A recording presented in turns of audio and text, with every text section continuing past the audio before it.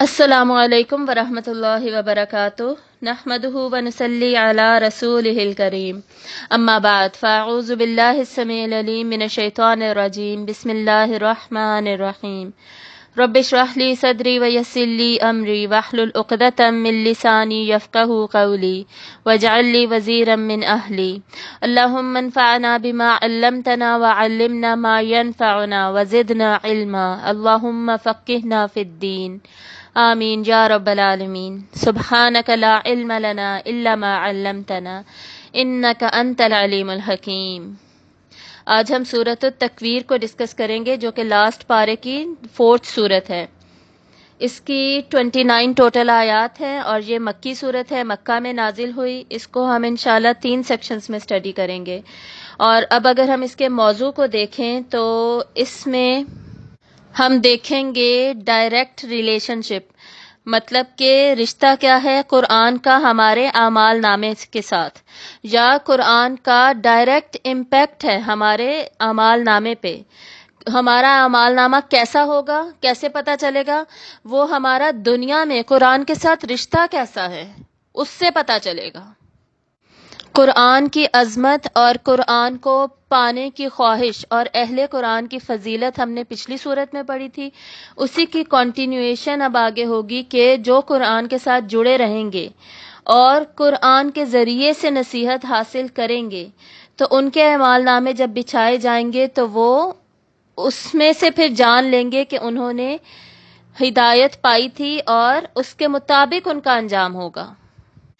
اس کے علاوہ ہم نے پچھلی صورت میں دیکھا تھا کہ قرآن مرفوع ہے اور مطہر ہے اور صحف مکرمہ سے آیا ہے، اوپر لوح محفوظ سے ہمارے پاس آیا۔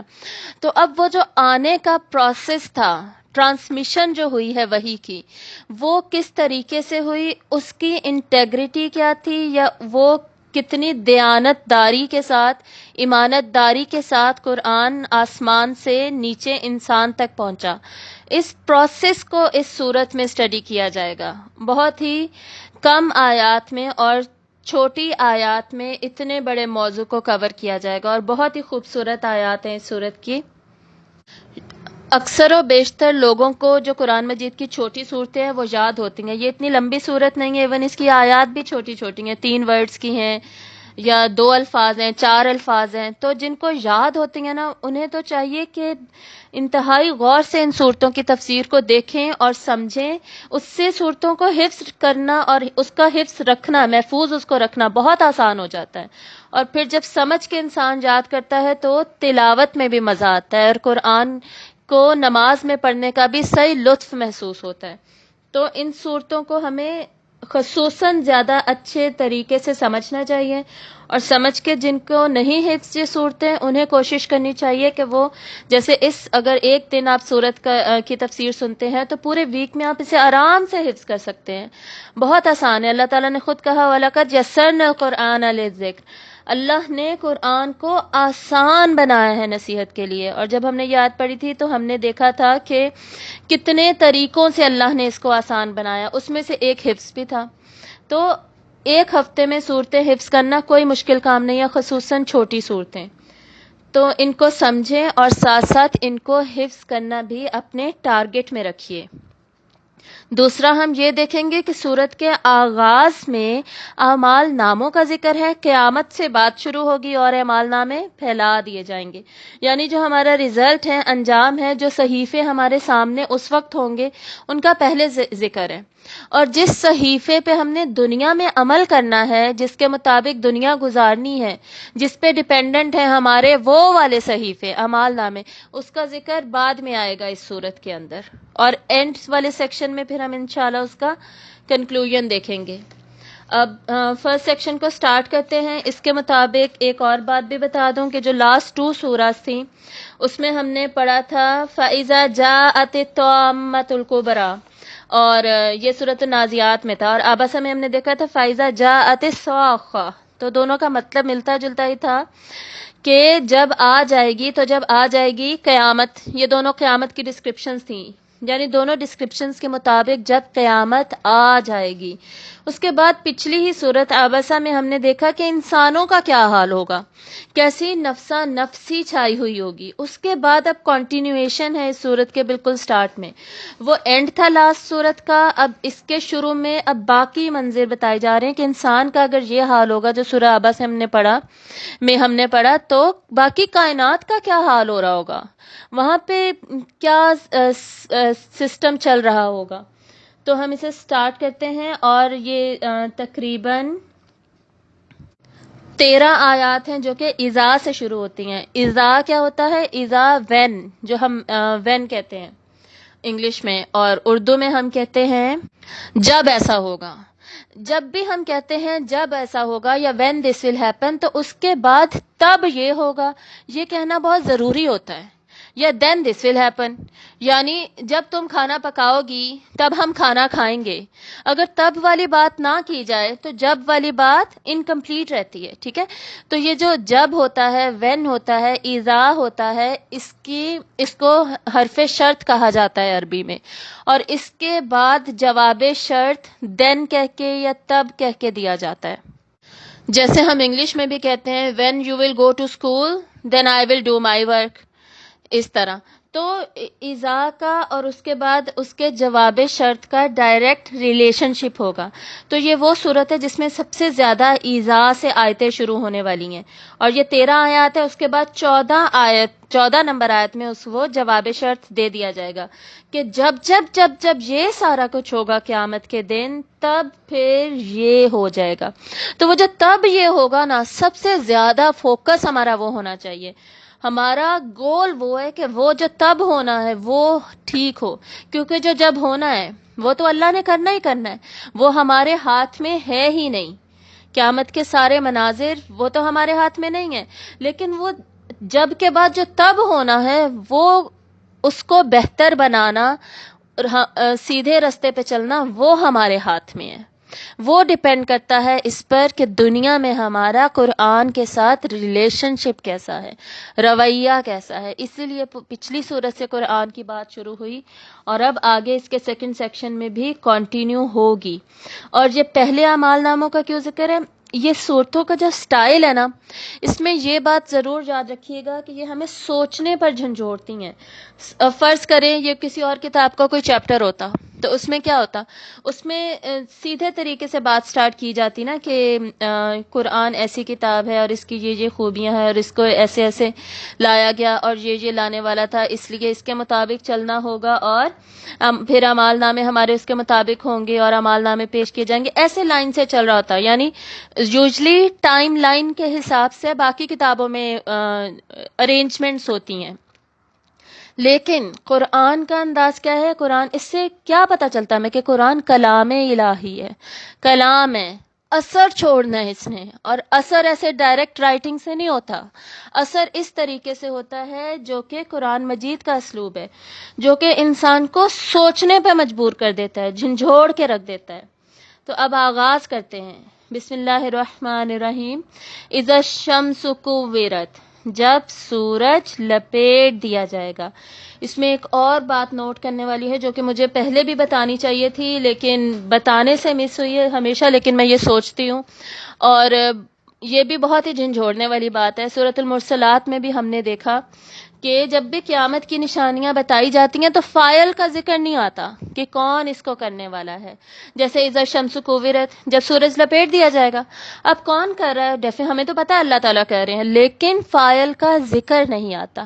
اس کے برعکس جب بھی ہم دنیا میں ان چیزوں کا ذکر پڑھتے ہیں کہ اللہ تعالیٰ جب بتاتے ہیں کہ یہ سارا کچھ اللہ نے تخلیق کیا، تو اس میں ہمیشہ فاعل کا ذکر ہوتا ہے. جیسے ہم نے سورۃ المرسلات میں ہی پڑھا تھا، پیچھے زیادہ پیچھے نہیں جاتے، سورۃ المرسلات میں ہی دیکھ لیتے ہیں. الم نخلقکم من ماء مہین، کیا نہیں ہم نے پیدا کیا تمہیں ماء مہین سے؟ اس کے علاوہ نیچے دیکھیں الم نجعل الارض کفاتا، کیا نہیں ہم نے بنایا زمین کو مہد؟ تو یہ کیا ہے؟ اللہ تعالیٰ بتاتے ہیں کہ ہم نے بنایا، میں نے بنایا یہ سارا کچھ. تو اس پہ جب غور و فکر کے لیے کہا جاتا ہے فاعل فوراً بتایا جاتا ہے. کیوں؟ کیونکہ جب تک ہم دنیا میں ہیں یہ ہمارے ایمان کے لیے ضروری کیا ہے جو ہمیشہ ہم پڑھتے ہیں؟ معرفت رب، اپنے رب کو پہچاننا، جاننا۔ اللہ کی پہچان میں یہ شامل ہے کہ اللہ خالق حقیقی ہے، اس کو اگر اب ہم پہچان لیں گے تو ہمارے اعمال اس پہ ڈیپینڈنٹ ہیں، ہم پھر اس کے مطابق عمل کریں گے اور قرآن کے ساتھ ہمارا رشتہ اسٹرانگ ہو جائے گا، وہ ہمارے اعمال نامے میں ریفلیکٹ ہوگا۔ کامیابی کا دار و مدار قرآن کے ساتھ ہے، اللہ کی معرفت کے ساتھ ہے۔ لیکن جب قیامت رونما ہو جائے گی تب کوئی فاعل کو جانے نہ جانے، اب اس کے اعمال پہ تو فرق پڑ ہی نہیں سکتا، اب اسے کیا فائدہ؟ اب تو نتیجہ ہی نکلنا ہے نا۔ اب دیکھیں، اعمال کرنے کی جگہ یہ ہے، انجام کا وقت وہ ہوگا، تو انجام کے وقت میں اعمال کے حساب سے بات سمجھانے کی ضرورت پھر نہیں رہتی۔ اس وجہ سے کبھی بھی ہم قیامت کے جب مناظر کا احوال پڑھتے ہیں تو فاعل کا ذکر ہم پھر نہیں دیکھتے، حالانکہ ہمیں یہ پتہ ہے فاعل مطلق سب کچھ کرنے والا صرف اور صرف اللہ ہے، لیکن اس وقت انسان کو یہ بتانے کی ضرورت نہیں رہے گی، اس وقت اس نے کیا ہدایت پکڑنی ہے؟ ہدایت تو آج کے دن پکڑنی ہے نا۔ تو ہمارے لیے بہتر کیا ہے؟ ہم یہ صورتیں پڑھ کر، یہ آیات پڑھ کر ہم ہدایت پکڑ لیں۔ اور جیسے میں نے پہلے بھی بتایا تھا، سورۃ البقرہ سے پھر احکامات سٹارٹ ہو جائیں گے، تو احکامات میں جھنجھوڑنے والا انداز نہیں ہوگا، ہمیں ہمارا دل دہلا دینے والا انداز اور ہمیں موٹیویٹ کرنے والا انداز، یہ سارا کچھ نہیں ہوگا۔ جو ہوتا ہے نا ایمان کو ایک دم سے جوش دلانے والا انداز، انسان جوش میں آ جائے، وہ والا انداز نہیں ہوگا، وہاں پہ پھر ٹھہر ٹھہر کے چلنے والا انداز ہوگا، سیکھنے والا، علم حاصل کرنے والا۔ تو یہاں سے جتنا زیادہ ہم اپنے آپ کو اندر کو اپنے بدل سکتے ہیں نا، ہمیں بدل لینا چاہیے۔ ان صورتوں کا جو اثر ہے نا، وہ اثر ہمیں لینا چاہیے، ہمارے دل پہ ظاہر ہونا چاہیے، ٹھیک ہے؟ دل پہ ظاہر ہوگا تو باہر بھی نظر آئے گا۔ اب آغاز کرتے ہیں۔ اذا الشمس کوورت، جب سورج لپیٹ دیا جائے گا۔ یہ یاد رکھیے گا، کوورت، اور اس میں جتنے بھی صیغے آئیں گے 13 نمبر آتا ہے، یہ ماضی میں ہوں گے۔ ماضی میں جب بھی اذا کے ساتھ ماضی کا صیغہ یوز ہوتا ہے نا، اس کا ترجمہ فیوچر میں کیا جاتا ہے۔ یہ میں صرف اس لیے بتا رہی ہوں کہ کوئی کنفیوز نہ ہو کہ جی یہ تو فیوچر کا صیغہ نہیں ہے، کیونکہ زیادہ تر لوگوں کو بیسک گرامر میں یہ پتا ہوتا ہے کہ فیوچر کا صیغہ یا سے یا تا سے یا نا یا الف سے سٹارٹ ہو رہا ہوتا ہے، ایسے تو سٹارٹ نہیں ہوتا۔ تو یہ صرف میں اس لیے بتا رہی ہوں کہ اذا کی وجہ سے ترجمہ فیوچر میں پھر کیا جاتا ہے، اور یہی سینٹنس سٹرکچر ہوتا ہے۔ اور الشمس جو ہے وہ ناؤن ہے، اسم ہے، ہمیں پتہ ہے سورج ہے۔ تو اسم جب بھی مقدم کیا جاتا ہے گرامر کے اعتبار سے پہلے لایا جاتا ہے، اس کا مطلب ہے جملے میں زور ڈالا جا رہا ہے، مزید تاکید کی جا رہی ہے۔ تو گرامر سمجھنے کے بھی یہ فائدے ہوتے ہیں، اس لیے قرآن مجید جو بھی خوبصورتی کے ساتھ جو چاہتا ہے نا قرآن کے عجائب اس پہ کھلیں، اس کو اچھی طرح سمجھ آئے، تو وہ زبان سمجھے، گرامر سمجھے، قرآن کی ہر سٹڈی کو سمجھے، اور انشاءاللہ پھر بہت سارے راز کھولیں گے انسان پر، حکمت انسان کو سمجھ آئیں گی۔ اذا الشمس کوورت، جب سورج لپیٹ دیا جائے گا۔ کیسے لپیٹ دیا جائے گا؟ یہ بھی ہم یاد رکھیں گے کہ قیامت کی جتنی بھی نشانیاں ہیں، غیب کی جتنی بھی انفارمیشن ہے، وہ سب ہمارے لیے کیا ہے؟ مشابہات ہے۔ سورہ آل عمران سے ہمیں اس کا پروف ملتا ہے کہ قرآن مجید میں کچھ مشابہات ہیں اور کچھ محکمات ہیں۔ یہ پہلے رکوع میں ہی اللہ تعالیٰ نے بات کی سورہ آل عمران میں۔ محکمات وہ آیات جو کہ کلیئر ہوتی ہیں، واضح ہوتی ہیں، جن کا کیا مطلب ہے ہمیں پتہ ہوتا ہے کہ اس کا کیا مطلب ہے، اور یہ جو مشابہات ہیں ان کا مطلب ہم پہ ایگزیکٹلی واضح نہیں ہوتا۔ ہمیں پتہ ہے کہ یہ ہوگا، لیکن کیسے ہوگا یہ ہمیں نہیں پتہ، تو وہ اسی دن قیامت کے دن جب ہم دیکھ لیں گے تبھی ہم پہ یہ راز فاش ہوگا۔ لیکن جتنا ہم سمجھ سکتے ہیں اتنا ہمیں سمجھنا چاہیے۔ اور اس حدیث کو بھی مد نظر رکھیے گا، آپ صلی اللہ علیہ وسلم نے فرمایا کہ جو انسان یہ چاہتا ہے کہ وہ قیامت کو دھیان سے دیکھ لے، سمجھ لے، اسے چاہیے کہ وہ یہ سورت پڑھے، کیونکہ اس میں 13 آیات میں قیامت کی ڈسکرپشن ہم دیکھیں گے۔ جب سورج لپیٹ دیا جائے گا، سورج لپیٹنے سے ہوگا کیا؟ اس کی روشنی ختم ہو جائے گی، اس کی حرارت حرارت مطلب اس کی جو گرمائش تھی اور اس کی روشنی سب کچھ ختم کر دیا جائے گا. سورج مطلب کیا ہوا؟ سورج کی حقیقت کو مٹا دیا جائے گا. جیسے ہم نے سورۃ القیامہ میں پڑھا تھا وَجُمِعَ الشَّمْسُ وَالْقَمَرُ، سورج اور چاند کو جمع کر دیا جائے گا، جمع کر کے ان دونوں کو مدھم کر دیا جائے گا، ختم کر دیا جائے گا. اصل مطلب یہ ہے اس چیز کا، یعنی ہمیں یہ سمجھنا چاہیے کہ جو اتنا بڑا سورج تھا، جس کو ایون کچھ لوگ تو پوجا کرتے ہیں سورج کی کہ اتنا بڑا، اتنی خدمت کرتا ہے ہماری، اور اس جیسا تو کچھ ہے ہی نہیں. تو اللہ تعالیٰ اس پر بھی حاوی ہیں کہ اس کو ختم کر دیا جائے گا. اب یہ کیا ہے؟ باعث بادل موت جو ہے، یعنی کیا موت کے بعد اٹھنا، اس سے پہلے جو پہلا سور پھونکا گیا، قیامت قائم ہو رہی ہے. ابھی قبروں سے انسان نہیں نکلے، ٹھیک ہے، قیامت قائم ہو رہی ہے، اور جو اس وقت انسان ہیں دنیا میں ان پہ قیامت آ رہی ہے. یہ اس کے مناظر ہیں. اور آپ صلی اللہ علیہ وآلہ وسلم نے یہ بھی ہمیں بتایا کہ قیامت کن پر آئے گی؟ اینڈ میں صرف کفار ہی رہ جائیں گے. تو وہ جو کفار رہ جائیں گے نا، ان پر قیامت آئے گی. پھر اس کے بعد پھر سب زمین سے نکلیں گے. تو جب سورج لپیٹ دیا گیا تو مطلب روشنی ختم، رات ہو گئی. تو جب رات ہو گئی وَإِذَا النُّجُومُ انْكَدَرَتْ، تو ہمیں ستارے نظر آئیں گے.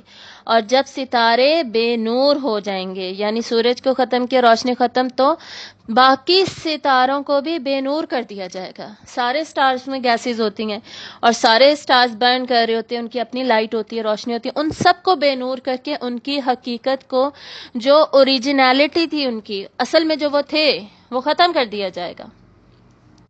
یہ دو میجر چینجز جب آسمان میں آ جائیں گی، اس کے بعد زمین پہ کیا ہوگا؟ وَإِذَا الْجِبَالُ سُيِّرَتْ، اور جب پہاڑ چلا دیے جائیں گے. ہم پڑھتے ہیں اسٹارٹ میں، مڈ ہاف سے پہلے قرآن مجید میں پڑھتے ہیں یسألونک عن الجبال، وہ پوچھتے ہیں پہاڑوں کے بارے میں. یعنی آپ صلی اللہ علیہ وآلہ وسلم سے جو آپ کی آڈینس تھی، سارے آپ کے ارد گرد لوگ، وہ آپ سے پہاڑوں کے بارے میں پوچھتے تھے کہ ان کا کیا ہوگا، ان کو بھی کوئی ہلا سکتا ہے، قیامت آئے گی تو ان کو کیسے کچھ ہو سکتا ہے. یعنی بہت ہی جمے ہوئے اور مضبوط پہاڑ لگتے ہیں نا. اب ہمیں ایسا کیوں نہیں محسوس ہوتا کہ جی انہیں کیا ہوگا؟ ہم بچپن سے قیامت کے بارے میں سنتے پڑھتے آ رہے ہیں نا، تو ہمارے ذہنوں میں یہ بیٹھ چکا ہے کہ قیامت آئے گی تو سب تباہ ہو جائے گا. ہمیں یہ اتنی عجیب باتیں نہیں لگتی. لیکن وہ لوگ جو رہتے ہی پہاڑوں میں تھے اور انہوں نے ہمیشہ پہاڑوں کو جامد ہی دیکھا، اور ان کے ذہن میں یہ کانسیپٹ ہی نہیں تھا کہ ان کو بھی کچھ ہو سکتا ہے، ان کو پھر زیادہ عجیب لگتی تھی یہ چیزیں. تو قرآن مجید میں تقریباً 12 مقامات پر ہم پڑھتے ہیں کہ پہاڑ سب سے پہلے چلا دیے جائیں گے. یہ پہلے بھی میں نے آپ کو ڈیٹیل بتائی تھی. جب وہ چلا دیے جائیں گے، اور ہم پڑھتے ہیں سورت الطور میں وَتُسَيِّرُ الْجِبَالُ سَيِّرًا، یعنی ایسے چلایا جائے گا جیسے کہ چلایا جاتا ہے. جو ہمیشہ میں آپ کو مصدر یا مفعول مطلق بھی کہتے ہیں مصدر کو، اس کا بتاتی ہوں کہ اس کی حقیقت مزید واضح کرنے کے لیے یوز ہوتا ہے کہ اصل میں جیسا چلنا ہوتا ہے ایویں نہیں چلایا جا رہا، یہ تم ایویں سمجھو. اصل میں جیسا چلنا ہوتا ہے نا، ویسے چلایا جائے گا پہاڑوں کو. اور جب چلا دیے جائیں گے، اس کے بعد کیا ہوگا؟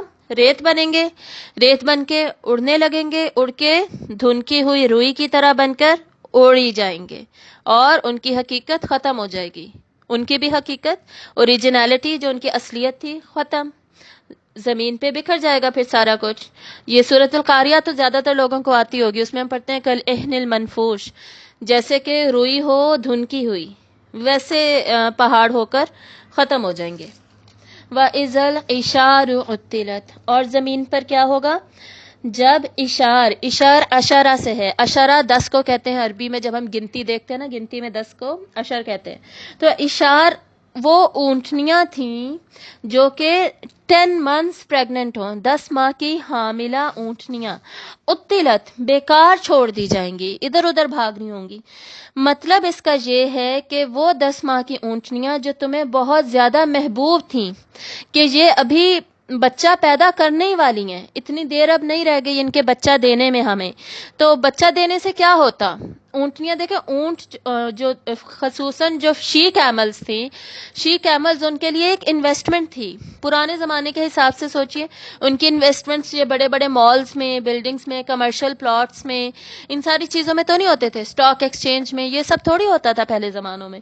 ان کی تو انویسٹمنٹ ہی یہ تھی. کہ انہوں نے شی کیملز خریدے ہیں، اونٹنیاں خریدی ہیں، اگر ان کے بچے ہو رہے ہیں ایک اور اونٹ بہت بڑا ایسٹ ہوتا تھا اس زمانے میں.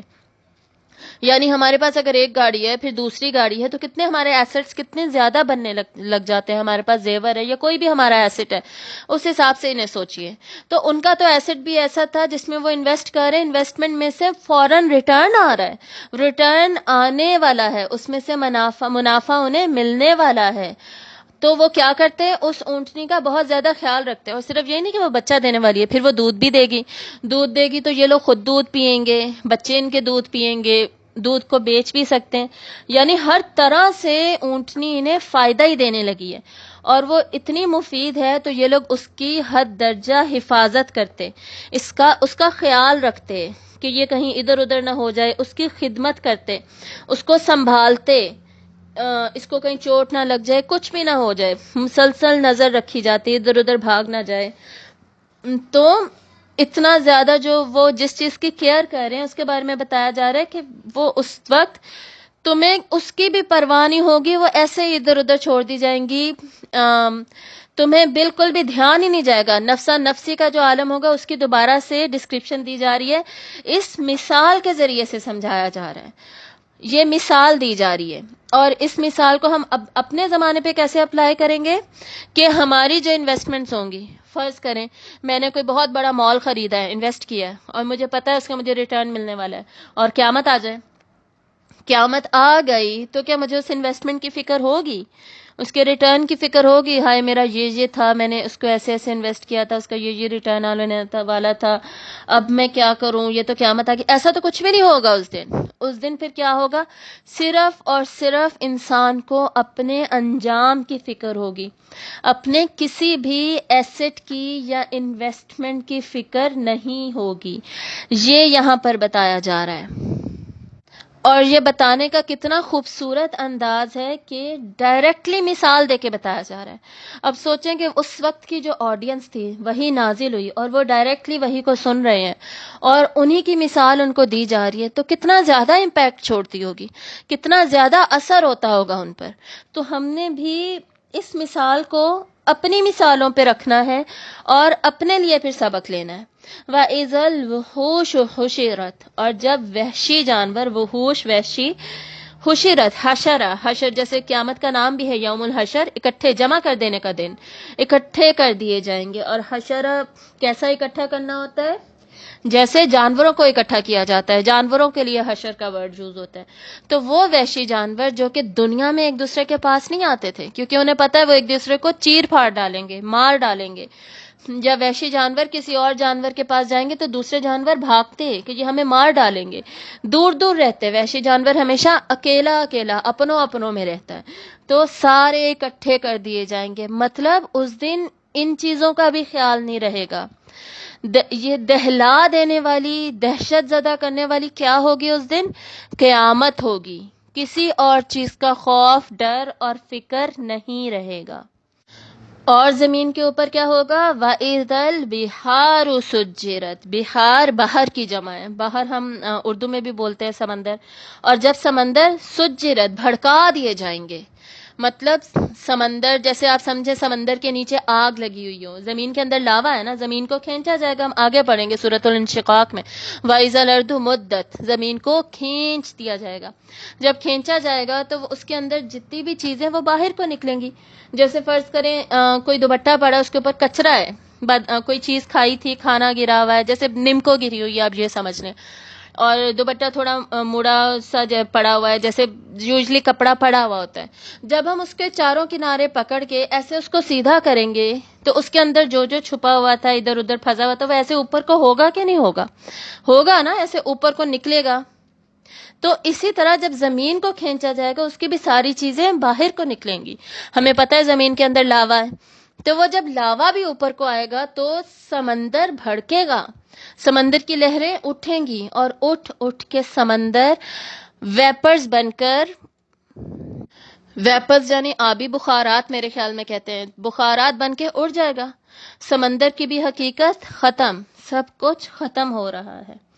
تو یہ 6 آیات جو ہیں ان کے بارے میں مولانا فراہی لکھتے ہیں، انہوں نے بہت ہی خوبصورت تجزیہ دیا ہے کہ یہ جو شروع کی 6 آیات ہیں نا، یہ باس بادل موت سے ایک تو پہلے کی ہیں، یعنی ابھی انسان نکلا نہیں ہے قبر سے، موت کے بعد جو دوبارہ اٹھنا ہے نا وہ ابھی نہیں ہوا، اس کے پہلے کا یہ منظر ہے۔ اور اس میں بھی 3 وہ ہیں جو بالائے زمین سے تعلق رکھتی ہیں، یعنی زمین کے اوپر جیسے سورج، ستارے اور پہاڑ، اور اس کے بعد 3 سطح زمین سے متعلق رکھتی ہیں، یعنی بالکل سطح کے پاس جیسے عشار، وحوش اور بہار، سمندر، یہ سب سطح کے زیادہ قریب ہیں۔ تو اوپر والی 6، پھر اس میں سے بھی 3+3، یہ جو اس طرح انالیسز ہوتا ہے نا، اس کا یہ بہت بڑا فائدہ ہوتا ہے کہ اس سے ہمیں حفظ کرنے میں بہت آسانی ہوتی ہے، سورت کو یاد رکھنا بہت زیادہ ایزی ہو جاتا ہے، اور ایک سمجھ بھی بہت اچھی ڈیولپ ہوتی ہے، مناظر کو امیجن کرنا بھی آسان ہو جاتا ہے، اور اپنی امیجنیشن سٹرونگ رکھیے گا یہ آیات پڑھتے ہوئے،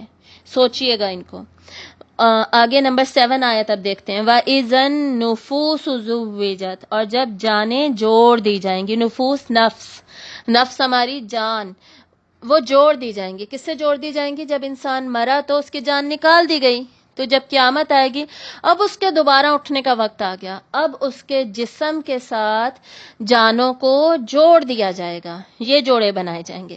دوسرا اس کا مطلب یہ بھی لیا گیا ہے کہ جانوں کو جوڑوں میں ڈیوائیڈ کر دیا جائے گا، مطلب ڈیفرنٹ گروہ بنا دیا جائیں گے، جیسے ہم نے سورۃ الواقعہ میں پڑھا تھا کہ جنتیوں کے 3 گروہ ہوں گے، پھر جہنمیوں کے گروہوں کی بھی ذکر ہم پڑھتے ہیں قرآن میں، اور یہ گروہ بندی کس حساب سے ہوتی ہے؟ انسانوں کے اعمال کے حساب سے، جیسے سب نمازوں سے محبت رغبت رکھنے والے لوگ اکٹھے ہوں گے، کسی رسول سے بہت زیادہ رغبت رکھنے والے اکٹھے ہوں گے، اسی طرح انجام سے ریلیٹڈ بھی گروہ بندی ہوگی، اعمال اور انجام سے ریلیٹڈ۔ انجام مطلب جہنمی سارے اکٹھے ہوں گے، جو لوگ نمازیں نہیں پڑھتے تھے وہ سارے اکٹھے ہوں گے، جو صلہ رحمی نہیں کرتے تھے، قطع رحمی کرتے تھے، وہ سارے اکٹھے ہوں گے، اس طرح یعنی ڈفرینٹ گروپ بندیاں ہوں گی، گروہ بندیاں ہوں گی، اور ڈفرینٹ طریقے سے پھر ان سب کو آپس میں جوڑ دیا جائے گا، اکٹھا کر دیا جائے گا بیسکلی۔ وَإِذَا الْمَوْءُودَةُ سُئِلَتْ، اور اب کیا ہوا ہے؟ اب میدان محشر قائم کر دیا گیا، حساب کا آغاز ہو گیا، اور کس سے سوال کیا جائے گا؟ موعودہ سے، زندہ گاڑی ہوئی لڑکی سے، اس بچی کو جو کہ زندہ گاڑ دی گئی تھی۔ ہم سب نے یہ پڑھا ہوا ہے، عرب میں یہ رواج تھا کہ زندہ بچیوں کو، چھوٹی بچیوں کو یا پیدا ہوتے ہی یا 1-2 سال میں ہی گاڑ دیا جاتا تھا زندہ۔ کیوں؟ جی، یا تو فقر کی وجہ سے کہ ہم انہیں نہیں پال سکتے، ہمارا سارا پیسہ ہمارے لڑکوں پہ ہی لگے، یا یہ بڑی ہوگی تو اس کی شادی کرنی پڑے گی تو کوئی داماد آئے گا، یہ جو غیرت کا غلط کانسیپٹ تھا، تو ہم یہ برداشت نہیں کر سکتے تو بیٹی کو ہی مار دیا جائے، یا یہ بڑی ہوگی تو اس کو بھی کوئی حصہ دینا پڑے گا، یہ حصہ لے کے دوسروں کے پاس چلی جائے گی، اس کو ابھی سے ہی مار دیا جائے۔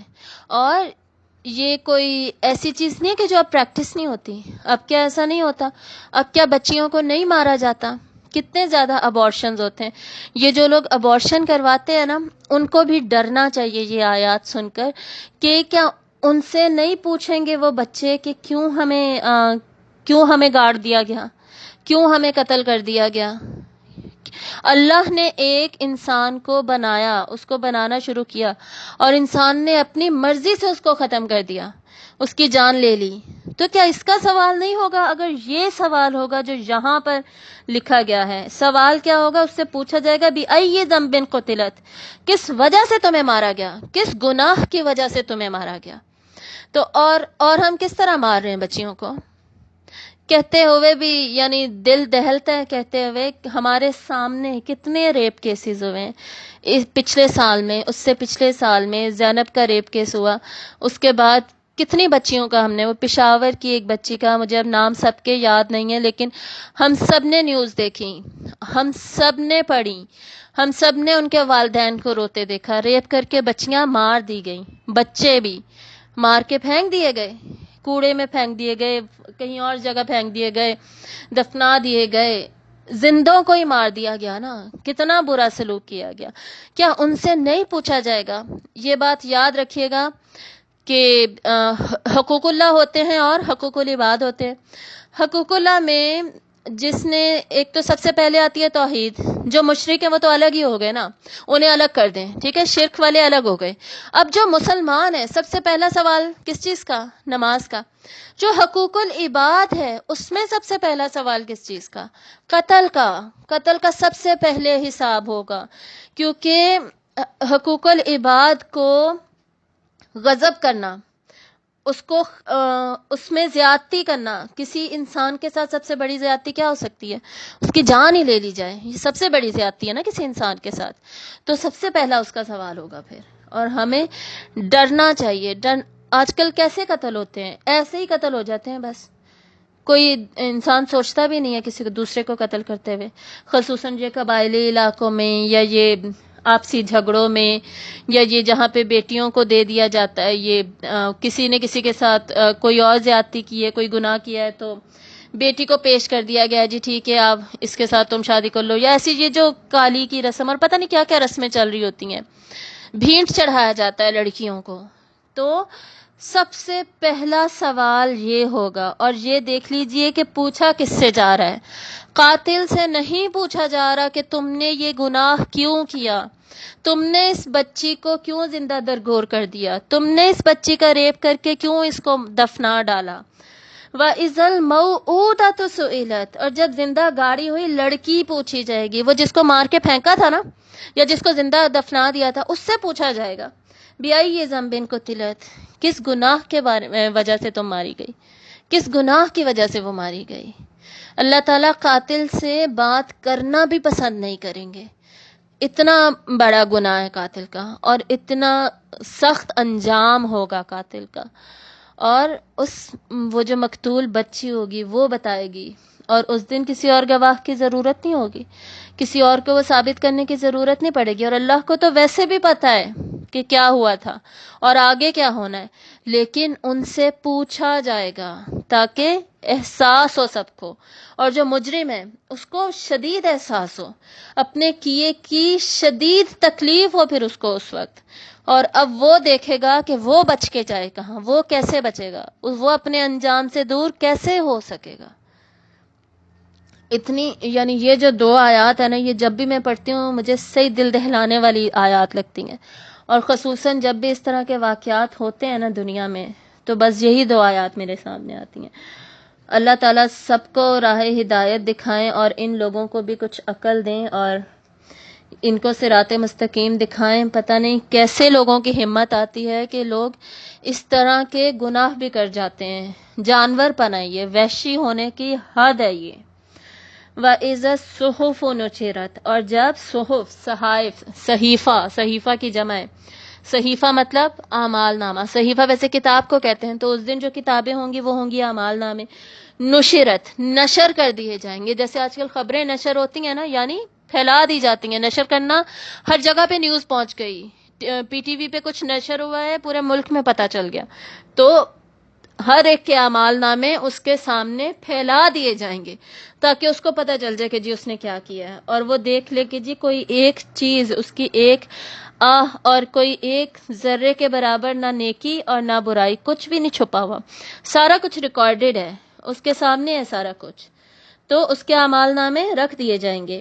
وَإِذَا السَّمَاءُ كُشِطَتْ, اور جب آسمان اس کی کھال اتار دی جائے گی. کشطت یعنی یہ کانسیپٹ بار بار آتا ہے قرآن مجید میں, آسمان کے بارے میں. آسمان کو کھول دیا جائے گا, اس کے اوپر جو بھی کورنگ ہے اس کو ریموو کر دیا جائے گا, اور وہ اندر سے تیل کی تلچھٹ کی طرح سرخ کلر کا ہوگا. جیسے کسی جانور وغیرہ کی بھی کھال اتاری جائے, وہ اندر سے ریڈ کلر کا ہوتا ہے نا, تو اسی طرح آسمان کی کچھ اس دن ایسی حقیقت ہوگی کہ وہ سرخ ہو چکا ہوگا. جیسے ہم نے سورۃ الرحمن میں بھی ہم یہ پڑھ چکے ہیں آلریڈی. فَإِذَا انشَقَّتِ السَّمَاءُ فَكَانَتْ وَرْدَةً كَالدِّهَانِ, اتنا زیادہ سرخ ہوگا. جب آسمان پھٹ جائے گا تو گلابی سرخ تیل کی تلچھٹ جیسا ریڈ کلر کا ہوگا. تو آسمان کا پھٹنا، کھلنا اور اس کی کھال اتارنا، آسمانی جو سماوی چیزیں ہیں نا، ان میں قیامت کے دن کا میں سب سے زیادہ ذکر آسمان سے ریلیٹڈ ہم پڑھتے ہیں کہ آسمان جو بہت بڑا ہے، وسیع و عریض ہے، اتنا بڑا ہے کہ ہمیں اس کی لمبائی چوڑائی کا ابھی تک اندازہ بھی نہیں ہو چکا کتنا ہے. اور جو سات آسمان ہے، کوئی ابھی تک آسمان دنیا جو سب سے ادنا ہے، سب سے پہلا ہے، نچلا ہے، اس سے بھی نہیں نکل سکا. تو اگلے 7 آسمان تو پتہ نہیں کب ایکسپلور ہوں. اور کسی نے آسمان کے اینڈز کو نہیں دیکھا. دنیا میں کہیں بھی آپ چلے جائیں، ہر جگہ سے آپ کو آسمان ہی آسمان نظر آتا ہے. کبھی ایسا نہیں ہوتا، آپ چاہے جہاز میں ہیں، چاہے نیچے زمین پہ کھڑے ہیں، ہر جگہ آپ کے اوپر آسمان ہے. چاہے آپ پانی میں ہیں، آپ کے اوپر آسمان ہی آسمان ہے. تو وہ جو آسمان جس کو انسان اتنا پھیلا ہوا اور سمجھتا ہے کہ یہ ہمیشہ ایسا رہے گا، اس کی بھی حقیقت ختم کر دی جائے گی. وَإِذَا الْجَحِيمُ سُعِّرَتْ، اور جب اب سب اس میدان حشر میں جمع ہے، اور جب جہنم بھڑکا دی جائے گی، جہنم کو پھر سامنے لایا جائے گا. ہم سورۃ الفجر میں پڑھتے ہیں، اس سے پہلے بھی ہم پڑھ چکے ہیں. وَجِيءَ يَوْمَئِذٍ بِجَهَنَّمَ، اور اس دن جہنم سامنے لائی جائے گی. تو جہنم سامنے لا کر پھر کیا کیا جائے گا؟ اس کو مزید بھڑکا دیا جائے گا. آلریڈی وہ جل رہی ہوگی اور اس میں سے آگ کے شعلے نکل رہے ہوں گے، اس کا دھواں نکل رہا ہوگا. سورۃ المرسلات میں جو ہم نے پڑھا تھا، مرسلات میں، تو اس کو مزید بھڑکایا جائے گا، اس کی فل کیپیسٹی تک، مزید جوش اس کی آگ کو جلایا جائے گا. جتنا میکسیمم جل سکتی ہے وہ جلے گی، تاکہ اب سارے دیکھ لیں. اور یہ ہم نے پچھلی صورت میں بھی پڑھا تھا، سورۃ النازعات میں بیسکلی. وَبُرِّزَتِ الْجَحِيمُ لِمَن يَرَىٰ، اور ظاہر کر دیا جائے گا جہنم کو، جسے ہر کوئی دیکھ رہا ہوگا، سارے دیکھیں گے اب. وَإِذَا الْجَنَّةُ أُزْلِفَتْ، اور جب جنت قریب لائی جائے گی. کس کے قریب لائی جائے گی؟ اچھے لوگوں کے قریب لائی جائے گی، برے لوگوں کے نہیں. میں نے پہلے بھی حدیث سنائی تھی، آپ صلی اللہ علیہ وسلم نے فرمایا کہ جنت اور جہنم سب کو دکھائی جائے گی. اچھے لوگوں کو دکھائی جائے گی کہ یہ دیکھو، یہ تھی جہنم جس سے تم بچ گئے اور تم اب جنت میں جا رہے ہو، تاکہ انہیں مزید اچھا احساس ہو اور شکر گزاری ان کے اندر پیدا ہو. اور جنت میں جاتے ہوئے جنتیوں کے پہلے الفاظ کون سے ہوں گے؟ الحمدللہ الذی ہدانا لہذا، یعنی اللہ کا شکر کرتے ہوئے وہ جنت میں جائیں گے، شکر اور حمد اور تعریف کرتے ہوئے. سورۃ الاعراف میں ہم یہ پڑھتے ہیں. تو ان کو اس لیے دکھائی جائے گی. اور جہنمی، انہیں جہنم تو انہوں نے دیکھنی ہی ہے، تو جنت انہیں بھی دکھائی جائے گی کہ یہ دیکھو، یہ تمہارا سپاٹ تھا، تمہاری جگہ تھی، تم نے اسے مس کیا ہے، اپنے اعمال کی وجہ سے تم نے اس خوبصورت انجام کو مس کر دیا، اب تمہارا ٹھکانہ یہ ہے. تاکہ انہیں مزید حسرت ہو، مزید مایوسی ہو، اور وہ مزید چاہیں کہ یا لیتنی کنت ترابا، کاش کہ ہم مٹی ہی ہو جاتے. ایسا کچھ ہمیں دیکھنا پڑتا ہی نہ، ایسا کچھ ہمیں سننا ہی نہ پڑتا. اور اب یہ جو 6 آخری آیات تھیں، یہ جو ٹوٹل بنتی ہیں 13، اس میں سے جو 2 ہیں 8 اور 9، وہ تو ایک ہی کانسیپٹ کے اوپر ہیں. آپ یہ کہہ سکتے ہیں کہ ٹوٹل 12 ایذا سے جو شروع ہونے والی آیات ہیں، اس میں سے فرسٹ 6 کا انالیسز ہم نے کر لیا.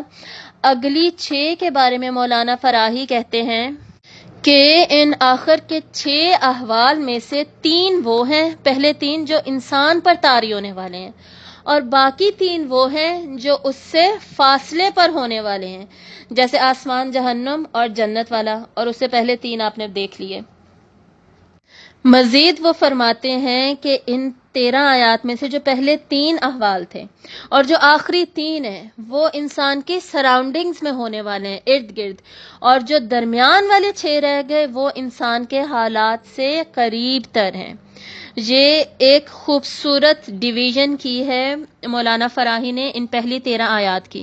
اب اس میں ہم نے پڑھ لیا کہ جب یہ ہوگا، جب یہ ہوگا، تو جب کے بعد پھر تب کیا ہوگا؟ علمت نفس ما احضرت، 14 نمبر آیت. جان لے گا ہر انسان، ہر نفس جو اس نے حاضر کیا، مطلب جو وہ دنیا میں سے لے کر آیا، جو جو اس نے کیا تھا، جو جو اس کے اعمال نامے کی پوری تفصیل ہے، وہ اب اس کے سامنے آ جائے گی. یہ سارا کچھ کیا گیا، سارا کچھ ہوا تاکہ اب انسان کو بدلہ دے دیا جائے. اللہ تعالیٰ سورۃ الفاتحہ پہلی سورت میں اپنے بارے میں کیا بتاتے ہیں؟ مالک یوم الدین. اس سے پہلے کیا ہے؟ الحمدللہ رب العالمین الرحمن الرحیم مالک یوم الدین. وہ اللہ جو تمام جہانوں کا رب ہے، رحمان اور رحیم ہے، بالکل ٹھیک ہے، لیکن یہ بھی تو یاد رکھو کہ وہ مالک ہے یوم الدین کا، بدلے کے دین کا مالک بھی وہی ہے. صرف رحم کے بارے میں اللہ کے مت سوچنا، اللہ کے بدلہ دینے کے بارے میں بھی سوچنا، اور اس سوچ کے ساتھ ڈرتے ہوئے پھونک پھونک کر دنیا میں چلنا، قدم رکھنا، تقوی اختیار کرنا، اپنا دامن بچاتے ہوئے جانا. اور کتنا بچایا، کتنا نہیں بچایا، کتنا انوالو ہو گئے گناہوں میں، کتنا بچ گئے، کتنا قرآن کے ساتھ جڑ گئے اور کتنا نہیں جڑے، سارا کچھ اس دن حاضر کر دیا جائے گا. جان لے گا ہر نفس جو کچھ اس نے حاضر کیا ہے.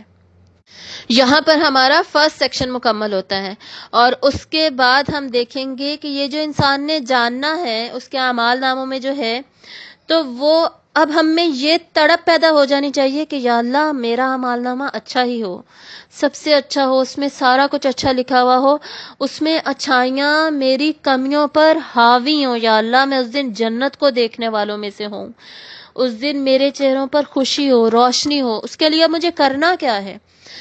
قرآن کے ساتھ کیسا رشتہ ہونا چاہیے، کیسے سمجھنا ہے قرآن کو، وہ سب اب ہم اگلی آیات میں پڑھیں گے. فلا اقسم بالخنس، بس نہیں، میں قسم کھاتا ہوں پیچھے ہٹنے والے کی.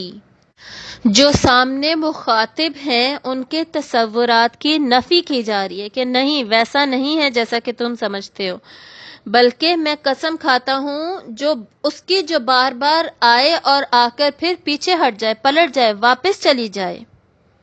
ان قسموں کا کیا مطلب ہوتا ہے؟ کیا مفہوم ہے ان کا؟ اللہ تعالیٰ کیوں قسم کھاتے ہیں قرآن مجید میں؟ ان چیزوں کو اپنے ساتھ گواہ بنانے کے لیے، ان حقیقتوں پر جن کو ویسے انسان مان نہیں رہا. کیوں؟ تاکہ انسان ان گواہیوں کو دیکھ کر انہی کی دلیل پر مان جائے کہ ہاں جی ایسا ہونا ہے. الجوار الکنس، چلنے والے اور چھپ جانے والے. اور اس کے مطلب میں نہیں ہے، میں نے ویسے یاد کیا تو یعنی ایکسپلین کرنے کے لیے. چلنے والے، چھپ جانے والے، یہ تین خصوصیات ہیں، پیچھے ہٹنے والے، پھر آگے چلنے والے، پھر چھپ جانے والے. یہ تین صفات کس کی ہیں؟ سٹارز کی، ستاروں کی، جو کہ کبھی چھپ جاتے ہیں، کبھی مشرق کی طرف چلتے ہیں، کبھی مغرب کی طرف چلتے ہیں. تو ان سب کو یہاں پر گواہ بنایا جا رہا ہے. اور یہ کس چیز کی نشانی بتا رہے ہیں؟ کہ جو باطل ہوتا ہے اس میں کج روی ہوتی ہے، یعنی اس میں ٹیڑھا پن ہوتا ہے، اس میں الٹ پھیر ہوتی ہے.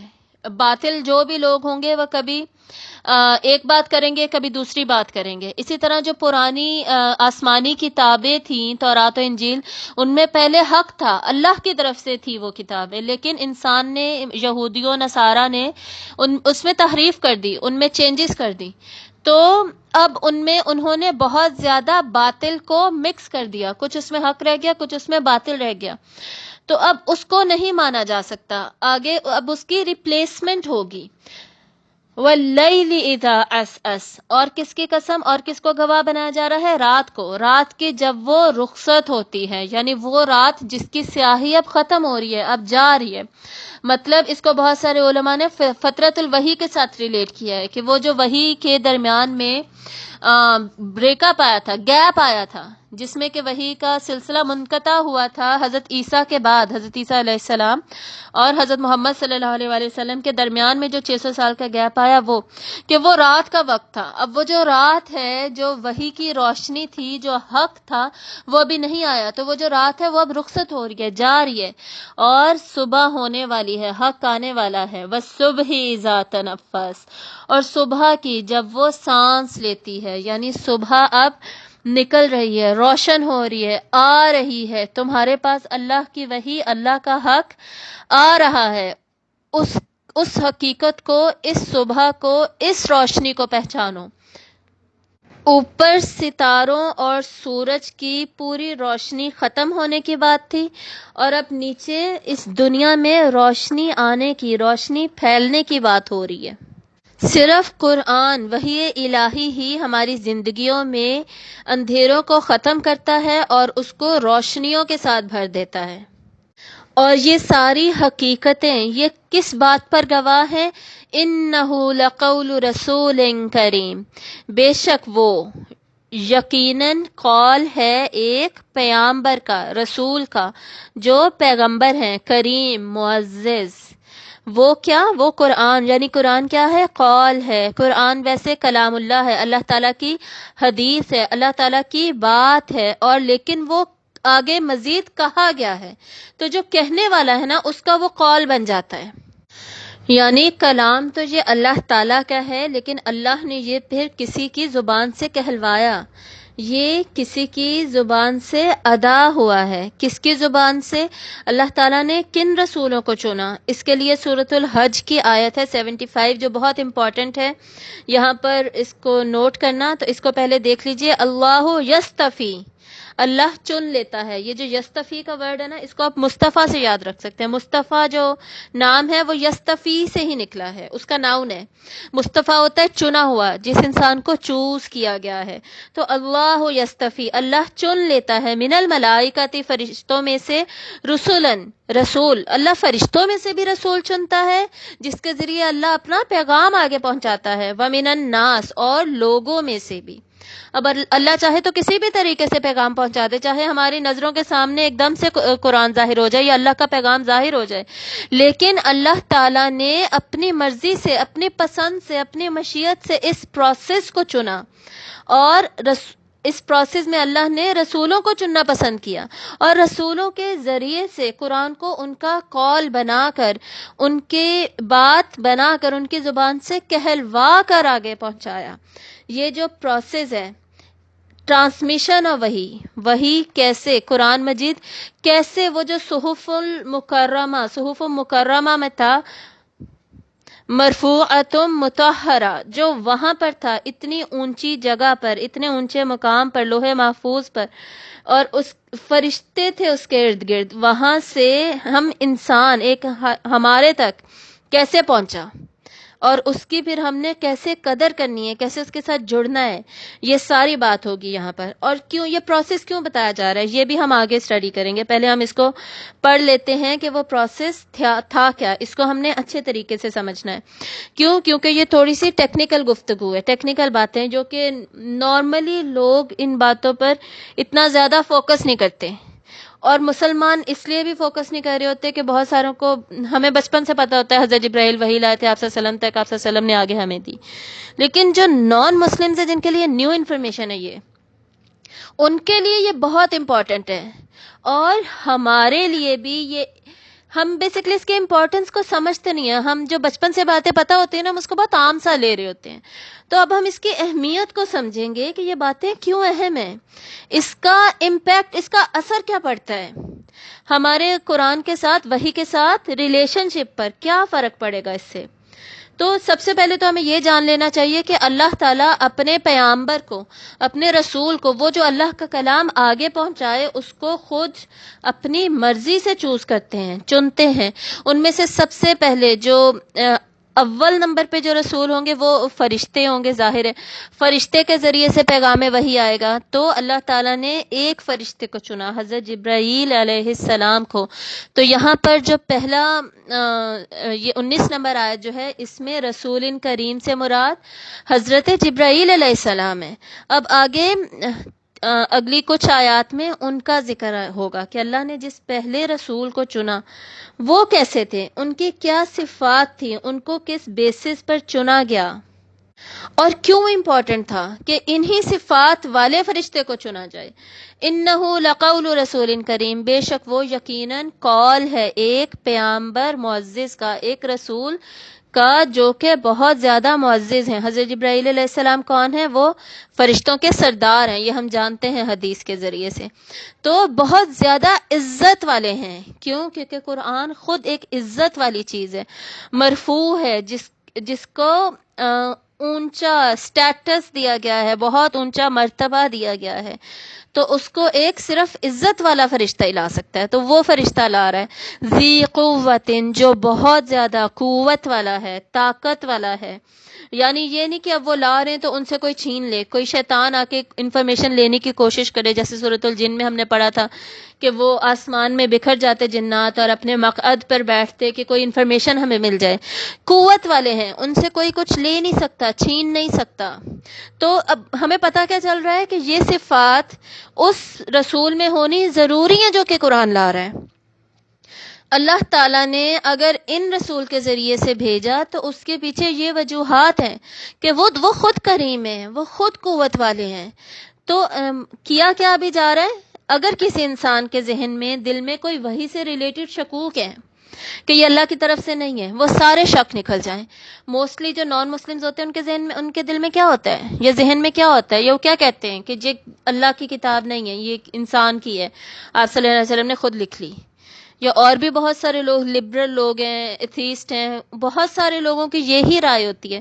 تو اللہ تعالیٰ ہر طرح کا شک انسان کے دماغ سے نکال رہے ہیں کہ یہ جو تم کسی بھی قسم کا ڈاؤٹ قرآن سے ریلیٹڈ تمہارے ذہن میں آتا ہے وہ سب غلط ہے۔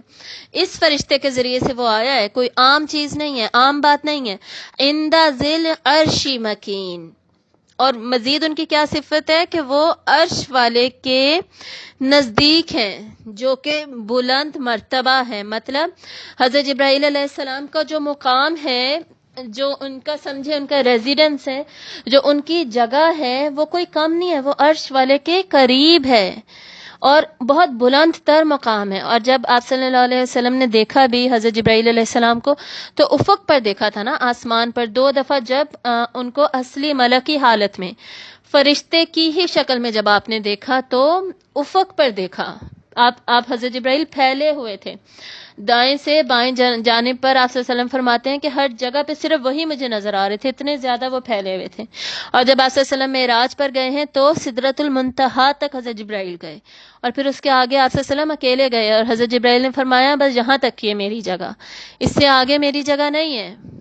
تو سدرۃ المنتہا کے اوپر کیا ہے؟ اللہ تعالیٰ کا عرش، عرش عظیم، عرش مجید۔ تو حضرت جبرائیل علیہ السلام کیا ہیں؟ وہ بلند مرتبہ ہے ان کا، مطاعن، اطاعت کیا جاتا ہے، مطاع ہے حضرت جبرائیل، مطلب جو تمام فرشتے ہیں باقی وہ ان کی اطاعت کرتے ہیں، فوراً ان کی بات مانتے ہیں۔ جو پیغام حضرت جبرائیل علیہ السلام، جو حکم، جو آرڈر انہیں بھی دیتے ہیں کہ اب تم نے ایسے کرنا ہے تو وہ اس کو فوراً کرتے ہیں۔ سما امین، اطاعت کیا جاتا ہے وہاں پر، امانت دار ہے وہاں پر، کا مطلب ہے کہ دیر اینڈ دین، اسی وقت وہاں پر ان کی اطاعت کی جاتی ہے، انہیں انکار نہیں کیا جاتا، نہ ہی ڈیلے کیا جاتا ہے ان کے آرڈرز کو۔ یہ اللہ تعالیٰ نے انہیں رتبہ دیا ہے، ان صفات اور اس رتبے کی ایکسپلینیشن ہے کہ قرآن اتنا عظیم ہے کہ اس کو ایسے فرشتے کے ذریعے سے بھیجا جا رہا ہے، ایسا رسول ہے جو کہ اس کو لے کر آ رہا ہے، اور وہ کیا ہے؟ امین ہے، امانت دار بھی ہے۔ یعنی قرآن اللہ کا کلام ہے، تو جب وہ کسی اور کو دیا جا رہا ہے تو ایسا امانت دیا جا رہا ہے نا کہ آگے پہنچانا ہے۔ ہم سب کے پاس قرآن ایک صورت میں امانت بھی ہے، امانت اس طرح کہ ہم اس کو آگے پہنچائیں۔ میرے پاس اگر کوئی علم ہو تو وہ میرے پاس امانت ہے کہ میں اس کو آگے لوگوں تک پہنچاؤں۔ تو حضرت جبرائیل علیہ السلام کو اللہ نے کیوں چنا؟ وہ امانت دار ہیں، اللہ نے انہیں اپنا کلام دیا، انہوں نے اس کو اب آگے پہنچانا ہے، تو وہ اس میں کوئی خیانت نہیں کریں گے کہ اس میں کوئی تحریف کر دیں، کوئی مکس کر دیں، کچھ ادھر ادھر کی ڈال دیں یا کچھ نکال دیں، ایسا کچھ وہ کر ہی نہیں سکتے۔ مطلب اگر کسی کے ذہن میں یہ بھی شک ہے تو وہ بھی نکال دے، وہ امانت دار ہیں، اور اسی طرح وہ اس پیغام کو اگلے رسول کو دیں گے جو کہ پھر سیکنڈ رسول ہوں گے، دنیا میں جو رسول ہیں۔ سیکنڈ رسول مطلب یہ جو چین آف ٹرانسمیشن ہے، جو سند ہے، اس میں دوسرے رسول ہیں۔ جیسے ہم جانتے ہیں کہ حدیث، اس کو حدیث کے ذریعے سے ہم سمجھ سکتے ہیں، جیسے حدیث نبوی ہے صلی اللہ علیہ وآلہ وسلم، تو ہم تک جو حدیثیں پہنچتی ہیں اس کی ایک چین ہوتی ہے نا، کہ آپ صلی اللہ علیہ وآلہ وسلم سے حضرت عبداللہ بن عمر نے سنا، حضرت عبداللہ بن عمر سے ان کے غلام نافع نے سنا، نافع سے حضرت امام مالک نے سنا، امام مالک سے حضرت امام بخاری نے سنا، ٹھیک ہے، امام مالک سے امام بخاری نے سنا، پھر حدیث کو ایکسپلین کر دیا گیا. یعنی ایک متصل سند ہے. متصل کیا ہوتا ہے؟ وصل ہو، جس میں جڑی ہوئی ہو، گیپ نہیں ہے کہ آپ صلی اللہ علیہ وسلم کی بات پتہ نہیں کس نے سنا تھا کہ امام بخاری تک بات پہنچ گئی.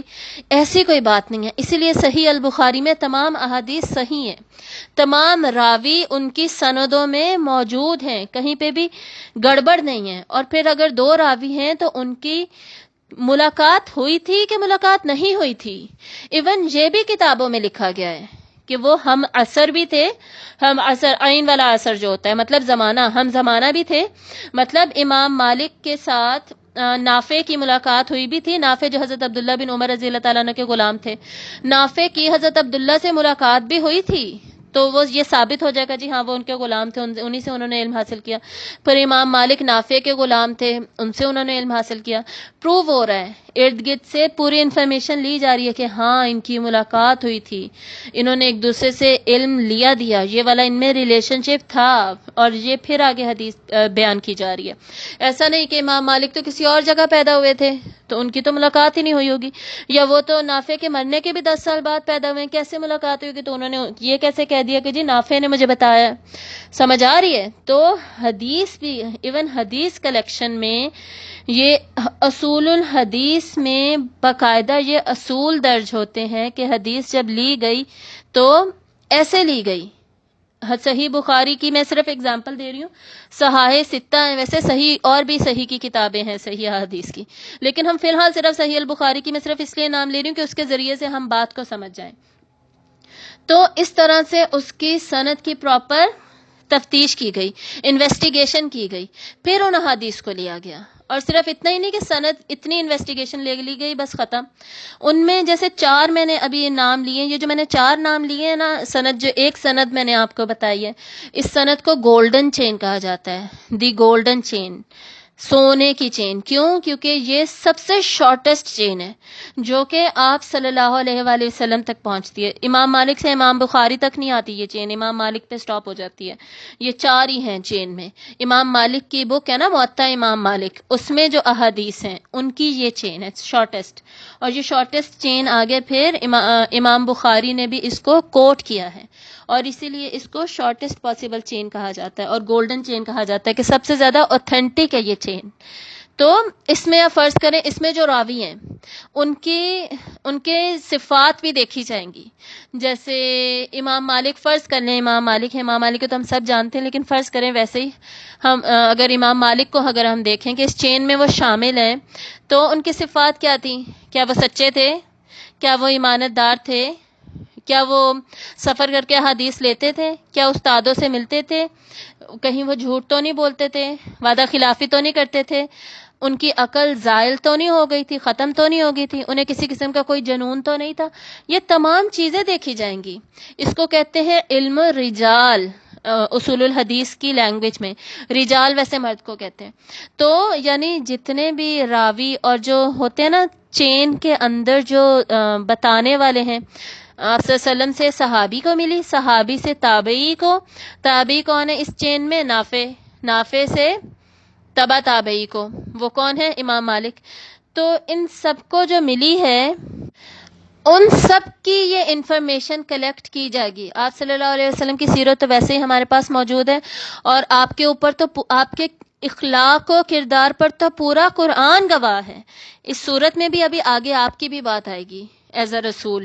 اور سورۃ القلم میں ہم نے آلریڈی پڑھ لیا تھا، نون والقلم وما یسطرون ما انت بنعمت ربک بمجنون ان لک لاجرا غیر ممنون. آپ اللہ کی نعمت سے مجنون نہیں ہیں، یعنی آپ کے نیچر پر، کردار پر گواہی تو ڈائریکٹلی اللہ کی موجود ہے. اس کے بعد صحابہ کے بارے میں ہم سب کا ماننا ہے کہ وہ راہ راست پر ہی تھے، وہ حق ہی تھے، ٹھیک ہے. ان سے اگر کوئی غلطی ہوئی بھی ہو تو وہ اجتہادی تھی، اس معاملے میں ان کی غلطی نہیں ہے، ٹھیک ہے. عادل تھے وہ سب، عدل کے ساتھ انہوں نے سارا معاملہ کیا قرآن و حدیث کا. اس کے بعد تابعین، تبا تابعین، اور اس کے آگے امام بخاری چین میں نمبر 5 پہ آتے ہیں، یوزلی 5 یا 6 پہ. اگر ہم صحیح بخاری کو دیکھیں، یہ میں گولڈن چین کی بات نہیں کر رہی، تو ان سب کی اب باقی بھی جتنے بھی راوی ہیں، کتنی زیادہ کلیکشن آف حدیث ہے نا، فرض کریں 10,000 حدیثیں ہیں ہمارے پاس، اور ہیں بھی کچھ اتنی آگے پیچھے کچھ کر کے.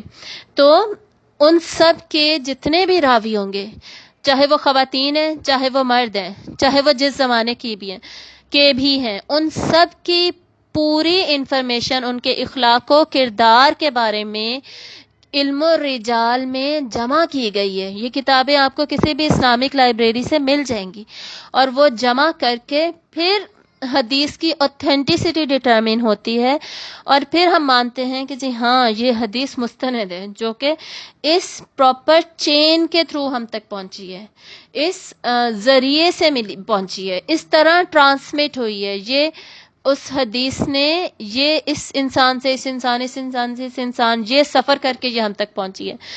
تو یہی پروسیس ہے جو کہ یہاں پر قرآن کے ضمن میں ایکسپلین کیا جا رہا ہے، ہمیں سمجھایا جا رہا ہے. کیوں؟ اب دیکھیں حدیث کا وہ سارا پروسیس کیوں ایکسپلین کیا میں نے، یا کیوں وہ ہمارے پاس موجود ہے، تاکہ ہم حدیث کی اوتھینٹسٹی کو مانیں. ہم مانیں کہ جی یہ پرٹیکولر حدیث آپ صلی اللہ علیہ وآلہ وسلم کی ہی بات ہے، آپ نے ہی کہی ہے، آپ نے ہی ہمیں بتائی ہے. اسی لیے تو ہم حدیثوں کو فالو کرتے ہیں، تن من سے، اپنی پوری قوت لگا کے، اپنی پوری کیپیبلٹیز کے ساتھ ہم کوشش کرتے ہیں ہم سنت اور حدیث کو فالو کریں. اسی طرح اللہ تعالیٰ کہہ رہے ہیں کہ یہ قرآن بھی پراپر سند کے ساتھ آیا ہے تاکہ تم اس کو مستند مانو. جیسے تم نے علم و رجال جمع کر رکھا ہے، تو میں تمہیں، اللہ تعالیٰ ہمیں بتا رہے ہیں اپنے رسولوں کی صفات، کہ یہ ان رسولوں کی صفات ہیں جن کے ذریعے سے قرآن آیا. تو کسی ہینکی پینکی کی، کسی شک و شبے کی گنجائش ہی نہیں ہے. مانو کہ یہ مستند ہے، مانو اس قرآن کو. تو پھر بھی کیوں نہیں مانتے؟ یہ ہم اس کے لاسٹ سیکشن میں پڑھیں گے کہ پھر بھی کیوں نہیں مانتے. تو ابھی فی الحال ہم اسی کو دیکھتے ہیں جو حضرت جبرائیل علیہ السلام کی بات چل رہی ہے. تو وہ حضرت جبرائیل کیا ہے؟ رسول اول، راوی اول. راوی کون ہوتا ہے؟ روایت کرنے والا، آگے بات پہنچانے والا، ایک سے لے کر دوسرے کو پہنچانے والا. سورۃ النجم کی جو بالکل سٹارٹ کی 15 آیات ہے، پہلی 15، ان میں بھی ایگزیکٹلی یہی ٹاپک کور ہوا ہے. اور اس میں لیکن شروع میں اس میں بھی اسی طرح ہے کہ شروع میں حضرت جبرائیل علیہ السلام کا ذکر ہے، اور ان کی یہی صفات بتائی گئی ہیں. اس کی اگر آپ دیکھیں تو آیت نمبر 5 ہے اس کی، علمہ شدید القویٰ ذو مرۃ فاستویٰ. اسے سکھایا کس نے؟ شدید قوت والے نے. اور ذو مرہ مطلب بہت زیادہ طاقت والے نے. کس کو سکھایا؟ آپ صلی اللہ علیہ وآلہ وسلم کو. یعنی آپ صلی اللہ علیہ وسلم کے ڈائریکٹ معلم کون تھے؟ حضرت جبرائیل علیہ السلام. اور حضرت جبرائیل علیہ السلام کی کیا صفات ہم نے پڑھ لی؟ بہت زیادہ قوت والے، مطلب ان سے کوئی بھی انفارمیشن لے نہیں سکتا تھا، وہی چھین لے اس میں مکس کر لے، کچھ بھی کر لے. خود بھی ایمانت دار، خود بھی کچھ ایسا نہیں کر سکتے تھے. اور مطاع، سردار ہیں فرشتوں کے، سارے ان کی بات سن رہے ہیں، ان کی بات مان رہے ہیں. اور ذی عرش مکین، اتنے اونچے مقام پر ہیں، رتبے پر ہیں، ہائی سٹیٹس دیا اللہ تعالیٰ نے ان کو. کیوں؟ کیونکہ صرف وہ جو سب سے امپورٹنٹ کتاب ہے، جو وحی ہے، وحی الہی ہے، ہائی پروفائل جو کلام ہے، وہ ہم تک پہنچ سکے. اب آگے دیکھیے آیت نمبر 22، وما صاحبکم بمجنون، اور نہیں تمہارا ساتھی کوئی مجنون. آپ صلی اللہ علیہ وآلہ وسلم کو 2 جگہ پر صاحبکم کہہ کر قرآن مجید میں کہا گیا ہے. یہ الفاظ یوز ہوئے ہیں آپ صلی اللہ علیہ وسلم کے لیے، اور سورۃ النجم میں اسی صورت میں اور اسی پیراگراف میں، اور یہاں پر اس مقام پر. کیوں؟ کیونکہ جو ارد گرد مخاطب تھے، کفار تھے، مشرکین تھے، جو نہیں بات مان رہے تھے، بالکل کنونس نہیں ہو رہے تھے. تو اللہ تعالیٰ نے کیا کہہ رہا کہ یہ تمہارے ساتھی ہیں، تم آلریڈی ان کو جانتے ہو، ان کا کردار کیسا تھا، ان کا اخلاق کیسا تھا، تم سب آلریڈی ان کو پہلے سے ہی صادق اور امین کہہ کر بلاتے تھے، اور صادق اور امین سے ہی پہچانتے تھے. ایون آپ صلی اللہ علیہ وسلم پر جو شروع کے دور میں جتنے بھی الزامات لگے، ان میں سے آپ کی صداقت پر کسی نے شک نہیں کیا، کہ آپ کو آپ کو خود آپ کو جھوٹا کہا گیا ہو. اگر کسی نے جھٹلایا بھی نا تو وہ قرآن کو، وحی کو. قرآن مجید میں اللہ تعالیٰ کہتے بھی ہیں کہ آپ صلی اللہ علیہ وسلم کو تسلی دینے کے لیے کہتے ہیں کہ ان لوگوں کو آپ سے کوئی جھگڑا نہیں ہے، آپ کا ساتھ مسئلہ نہیں ہے، اصل مسئلہ ان کو وحی کے ساتھ ہے، وحی کے ساتھ یہ کہہ رہے ہیں جو کچھ بھی کہہ رہے ہیں. اور آپ صلی اللہ علیہ وسلم امین تھے، اس پر بھی انہوں نے کبھی کوئی الزام نہیں لگایا. الزام لگایا کس پر؟ آپ مجنون ہیں، یا آپ شاعر ہیں، یا آپ کاہن ہیں، اس طرح کی چیزیں، کہ وہی بیسکلی اللہ کی طرف سے نہیں آ رہی. یہ ان کا پوائنٹ تھا. تو اللہ تعالیٰ نے کیا کہہ رہے ہیں کہ آلریڈی یہ تمہارے صاحب ہیں، تم انہیں جانتے ہو، ان کی صداقت اور ان کی امانت کو آلریڈی تم جانتے ہو، تو تم یہ کیوں کہتے ہو کہ انہیں جنون ہے؟ اور نہیں ہے تمہارا ساتھی کوئی مجنون، وہ مجنون نہیں ہے، انہیں کسی قسم کا جنون طاری نہیں ہوا. مجنون کے دو معنی ہم آلریڈی پڑھ چکے ہیں، ایک جس کے اوپر پاگل پن کا دورہ پڑے، دوسرا جس کے اوپر جنات طاری ہو جائیں، آسیب زدہ ہو جائے. تو اللہ تعالیٰ دونوں کی نفی کر رہے ہیں کہ ایسا کچھ نہیں ہے، اور خصوصاً اس کی نفی ہم نے سورۃ القلم میں سب سے زیادہ پڑھی، اور آگے 29ویں پارے کی باقی صورتوں میں بھی ہم نے پڑھا تھا. تو وہ شخص جو کہ شروع سے 40 سال کی عمر تک تمہارے ساتھ رہا، تم اسے دیکھتے آئے ہو، اس کا رویہ کیسا ہے، اس کا اخلاق کیسا ہے، کردار کیسا ہے، اس نے کبھی کسی قسم کی کوئی غلط بات نہیں کی، اس کے کسی سلوک سے تمہیں ایسا نہیں لگا کہ اس پر جنون ہے، تو آج تمہیں کیسے لگنے لگ گیا کہ وہ مجنون ہے؟ تو حضرت جبرائیل علیہ السلام کے ذریعے سے اللہ کا کلام جس رسول کو دیا گیا، دنیا میں جس رسول کو اللہ نے چنا، وہ مجنون نہیں ہے، اس کے اوپر ایسے الزامات مت لگاؤ. اور آج بھی جو لوگ قرآن کا انکار کرتے ہیں وہ بھی ایسے بہت سارے الزامات لگاتے ہیں، آپ صلی اللہ علیہ وآلہ وسلم کے اوپر لگاتے ہیں، قرآن کے اوپر باتیں کرتے ہیں. تو یہ ساری باتیں، ساری آیات ان کے لیے ڈائریکٹ جواب ہے ان کے الزامات کا اور ان کے سوالات کا. اور یہاں پر اب جو راوی دوم ہیں قرآن مجید کے، آپ صلی اللہ علیہ وآلہ وسلم، جن کے ذریعے پھر باقی انسانیت تک قرآن مجید کا پیغام پہنچا، آپ کے کریکٹر کی انٹیگریٹی کو بتایا جا رہا ہے، آپ کے کریکٹر کو ایکسپلین کیا جا رہا ہے، آپ کے کردار کو یہاں پہ واضح کیا جا رہا ہے کہ اللہ نے ایسے ہی کسی رسول کو دنیا میں بھی نہیں چنا. آپ صلی اللہ علیہ وآلہ وسلم میں یہ صفات تھیں، اور مزید وَلَقَدْ رَآهُ بِالْأُفُقِ الْمُبِينِ، اور یقیناً تحقیق اس نے دیکھا اسے آسمان کے کنارے پر، مبین، واضح، بالکل روشن. اور سورۃ النجم میں کیا تھا؟ افق الاعلی، بلند ترین افق پر. افق مطلب اوپر، آسمان. تو افق الاعلی بلند افق بھی وہی ہے، اور افق المبین روشن واضح افق بھی وہی ہے. تو وہاں پر آپ نے دیکھا بھی ہے جبرائیل کو، یعنی دونوں کی ملاقات ثابت ہے، دونوں کا ایک دوسرے کو دیکھنا ثابت ہے. کوئی اگر یہ کہے جی پتہ نہیں آپ صلی اللہ علیہ وسلم تک کیسے پہنچ گیا، حضرت جبرائیل تو کبھی ملے ہی نہیں آپ صلی اللہ علیہ وسلم کو، یا یہ کیسے ہو سکتا ہے ملے ہوں؟ بہت سارے صحابہ نے بھی حضرت جبرائیل کو انسانی حالت میں دیکھا. بدر میں فرشتوں کو اترتے ہوئے انسانی حالت میں دیکھا لوگوں نے، اور لڑتے ہوئے دیکھا صحابہ نے. تو اللہ تعالیٰ نے انہیں بھی یہ کمالات اپنے دکھائے، یہ معجزات دکھائے. کیوں؟ تاکہ آگے جب لوگوں تک، باقی انسانیت تک، وہ تو دیکھتے ہی ظاہر مان گئے ہوں گے، وہ تو دیکھتے ہی پہچان جاتے تھے اور ایمان لے آتے تھے، آگے ہم تک بات پہنچے. اصل مسئلہ تو ہمارا ہے نا، ہم نے تو کچھ بھی نہیں دیکھا، ہم نے آپ صلی اللہ علیہ وسلم کو نہیں دیکھا، آپ کی سیرت نہیں دیکھی، ہم نے وحی اترتے نہیں دیکھی. ہمارے لیے تو ہم نے کبھی فرشتہ نہیں دیکھا، انسانی صورت میں بھی نہیں دیکھا. ہمارے لیے تو ٹوٹل یعنی بہت ہی غیب ہے نا. اسی لیے آپ صلی اللہ علیہ وآلہ وسلم کی وہ حدیث ہے نا جو مجھے بہت ہی پسند ہے، صحیح مسلم میں وہ حدیث ہے. آپ صلی اللہ علیہ وسلم نے فرمایا کہ کیا تمہیں پتہ ہے، صحابہ سے فرمایا کیا تمہیں پتہ ہے کہ سب سے زیادہ پسندیدہ ایمان کس کا ہے؟ تو صحابہ نے کیا فرمایا؟ فرشتوں کا. تو آپ صلی اللہ علیہ وسلم نے فرمایا کہ وہ تو اللہ کے پاس ہے، ان کا کیوں؟ تو صحابہ نے فرمایا انبیاء اور رسل کا. تو آپ صلی اللہ علیہ وسلم نے فرمایا ان کا کیوں؟ ان پہ تو ڈائریکٹ وحی آتی ہے. تو صحابہ نے فرمایا پھر ہمارا. تو آپ صلی اللہ علیہ وسلم نے فرمایا تمہارا کیوں؟ تم تو مجھے دیکھ کر ایمان لائے ہو، میں تمہارے سامنے ہوں، تو تمہارا کیسے؟ تو پھر آپ صلی اللہ علیہ وسلم نے فرمایا ان لوگوں کا ایمان سب سے زیادہ پسندیدہ ہے جو میرے بعد آئیں گے، جن میں میں موجود نہیں ہوں گا، ان کو صرف چند اوراق ملیں گے، یعنی قرآن و حدیث انہیں لکھا ہوا ملے گا اور اس کو پڑھ کر وہ ایمان لائیں گے۔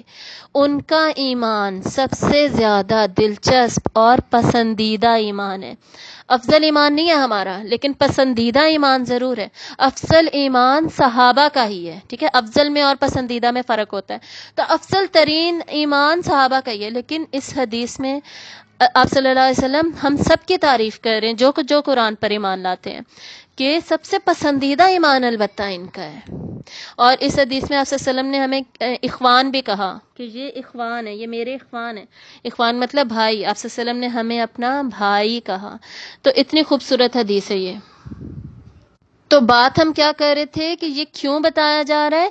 کیونکہ ہمارے لیے تو یہ سبھی غیب ہے، تو ہمیں یہ پتہ چل جائے کہ یہ ملاقاتیں ہوئی تھی آپ صلی اللہ علیہ وسلم کی حضرت جبرائیل کے ساتھ، آپ نے انہیں دیکھا تھا۔ یہ جو چین ہے، سند ہے، یہ متصل ہے، یہ جڑی ہوئی ہے، اس کی کڑیاں آپس میں ملتی ہیں۔ ایسے قرآن کی وحی نازل ہوئی ہے۔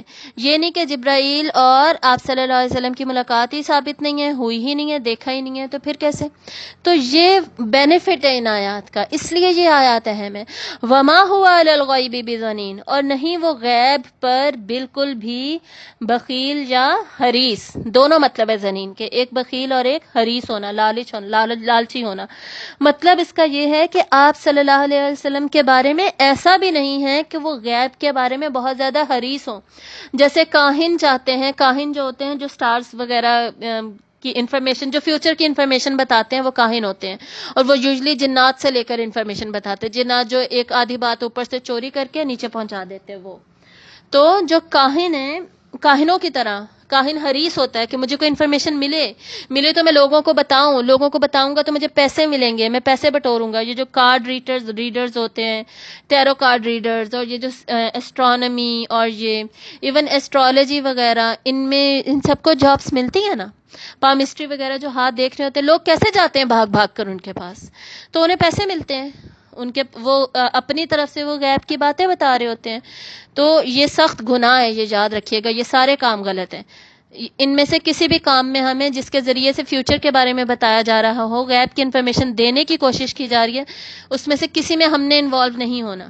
تو آپ صلی اللہ علیہ وسلم کی تعریف کی جا رہی ہے کہ آپ ایسے تو نہیں تھے کہ آپ خود سے جان بوجھ کر آپ کہیں نہ کہیں سے غیب کی باتیں پکڑنے کی کوشش کر رہے ہو اور پکڑ کے تم لوگوں کو بتا رہے ہو، ایسا تو نہیں ہے، تم تو شروع سے جانتے ہو اپنے صاحب کو۔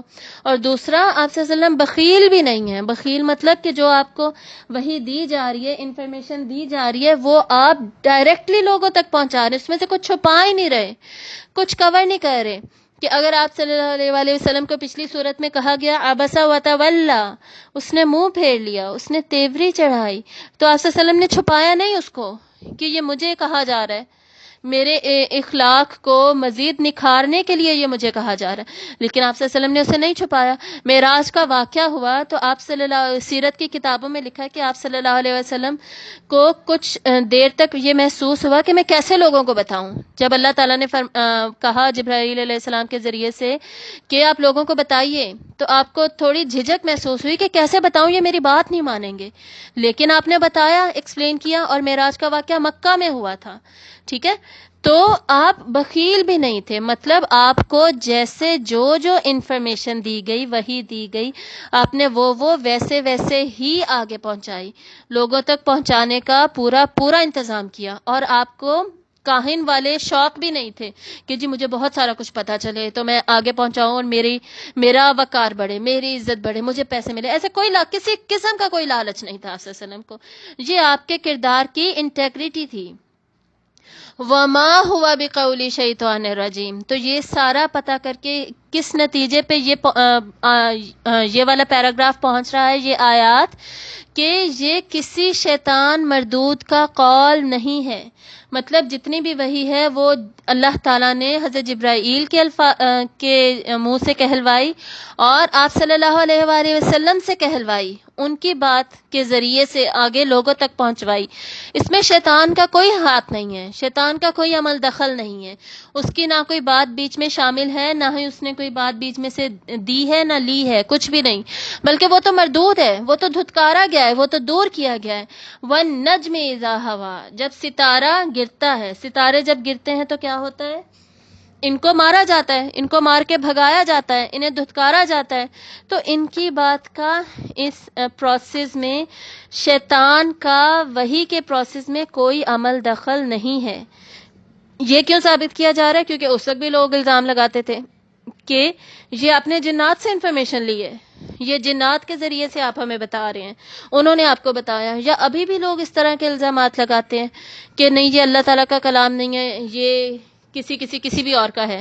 اس طرح کی بہت ساری باتیں ابھی بھی ہم سنتے ہیں. تو اللہ تعالیٰ یہاں پر ڈائریکٹلی نفی کر رہے ہیں. اس پورے قرآن مجید کے اوتھینٹک ہونے، مستند ہونے کی واضح ترین دلیل ہمیں دی جا رہی ہے یہاں پر. اور ہم نے اس سے کیا سبق سیکھنا ہے؟ ہم نے اپنے ایمان کو اس کے ذریعے سے مضبوط کرنا ہے، اس بات کو سمجھنا ہے کہ کیا ہمارے پاس وہ عظمت والا قرآن جو ہم نے پچھلی صورت میں بھی پڑھا تھا، وہ فضیلت مرفوع قرآن. اس کی اہمیت کو جب سمجھیں گے نا، اس کو اپنے ساتھ جوڑ کے رکھیں گے، ان آیات کے ذریعے سے ہمارا رشتہ مضبوط ہوگا قرآن کے ساتھ، اللہ کی وحی کے ساتھ، اللہ کی حدیث کلام کے ساتھ. ٹھیک ہے؟ تو جتنا زیادہ مضبوط ہوگا اتنا زیادہ ہمیں اس پر فخر ہوگا، وقار ہوگا، ہمارا وقار بڑھے گا. آج کل ہمارا کیا حال ہے؟ دنیا میں ہمیں یہ بتاتے ہوئے شرم آتی ہے جی ہم مسلمان ہیں. کسی کے سامنے قرآن پڑھتے ہوئے ہمیں شرم آتی ہے، قرآن کو سناتے ہوئے ہمیں شرم آتی ہے کہ لوگ کیا کہیں گے، لوگ ہنسیں گے، میرا مذاق اڑایا جائے گا، یہ تو زیادہ ہی مولوی ہے، یہ تو زیادہ ہی مذہبی ہے، اس کو دیکھو ذرا، یہ تو دکھانے کے لیے قرآن پڑھ رہی ہے، اس کو تو ایویں پڑھانے کا شوق ہے. یعنی اس طرح کی تو اتنی باتیں ہوتی ہیں، صرف نان مسلم ورلڈ میں نہیں ہوتی ہیں، ایون ہمارے اپنی دنیا میں اتنی زیادہ باتیں ہوتی ہیں. آج کل کتنے کم لوگ ہیں پڑھے لکھے لوگ، خصوصاً ہمارا جو مڈل فیملیز ہیں، ایوریج فیملیز ہیں، بچوں کو حفظ ہی نہیں کروا رہے قرآن مجید. حالانکہ حفظ کروانا چاہیے، اور کچھ نہیں تو 30واں پارہ تو کروائیں نا، 30واں اور 29واں تو کروائیں، جن میں چھوٹی صورتیں ہیں وہ تو کروائیں. اگر آپ بڑی ابھی نہیں کروانا چاہتے یا بعد میں کروانا چاہتے ہیں، لے کر تو آئیں. وہ کہاں ہے قرآن کے ساتھ رشتہ، وہ جو اصل میں ہونا چاہیے تھا؟ آپ صلی اللہ علیہ وآلہ وسلم نے ہمیں بتایا کہ قرآن مجید حبل اللہ ہے. حبل اللہ مطلب اللہ کی رسی، جس کا ایک سرا اللہ کے ہاتھ میں ہے اور دوسرا سرا ہمارے پاس ہے. تو ہم کیسے قرآن کی ناقدری کر سکتے ہیں؟ ہم کیسے قرآن کو کم اہم بنا سکتے ہیں؟ ہم کیسے قرآن کو صرف لپیٹ کے الماری میں رکھ سکتے ہیں اور اس کو پڑھے ہی نہ، اس کو سمجھے ہی نہ، اس کے ساتھ جڑے ہی نہ؟ کتنی بڑی زیادتی ہے ہماری اپنے ہی ساتھ کہ وہ ٹریجر، وہ خزانہ جو ہمارے پاس موجود ہے، اس سے ہم فائدہ ہی نہیں اٹھا رہے. اور یقین کریں، ہم یوزلی جو لوگ ہیں وہ فائدہ کیوں نہیں اٹھاتے؟ بور ہوتے ہیں، مزہ نہیں آتا. انجوائمنٹ تو موبائل پکڑنے میں ہے، سوشل میڈیا میں ہے، یا گپے مارنے پہ ہے، موبائل پہ باتیں کرنے میں ہے، واٹس ایپ میں ہے. نہیں، مزہ آتا ہے. یقین کریں، آپ قرآن مجید پڑھیں، اس کو سمجھیں. جب انسان پہ خود پہ قرآن کے عجائب کھلنے لگتے ہیں نا، تو وہ مزہ آتا ہے نا، وہ مزہ آتا ہے کہ میں بتا نہیں سکتی. یہ ہماری روح کی غذا ہے نا. یہ جب ہم کوئی مزیدار کھانا کھاتے ہیں تو ہمارے جسم کو مزہ آتا ہے کہ نہیں؟ ہمارے ٹیسٹ برڈز انجوائے کرتے ہیں کہ نہیں کرتے؟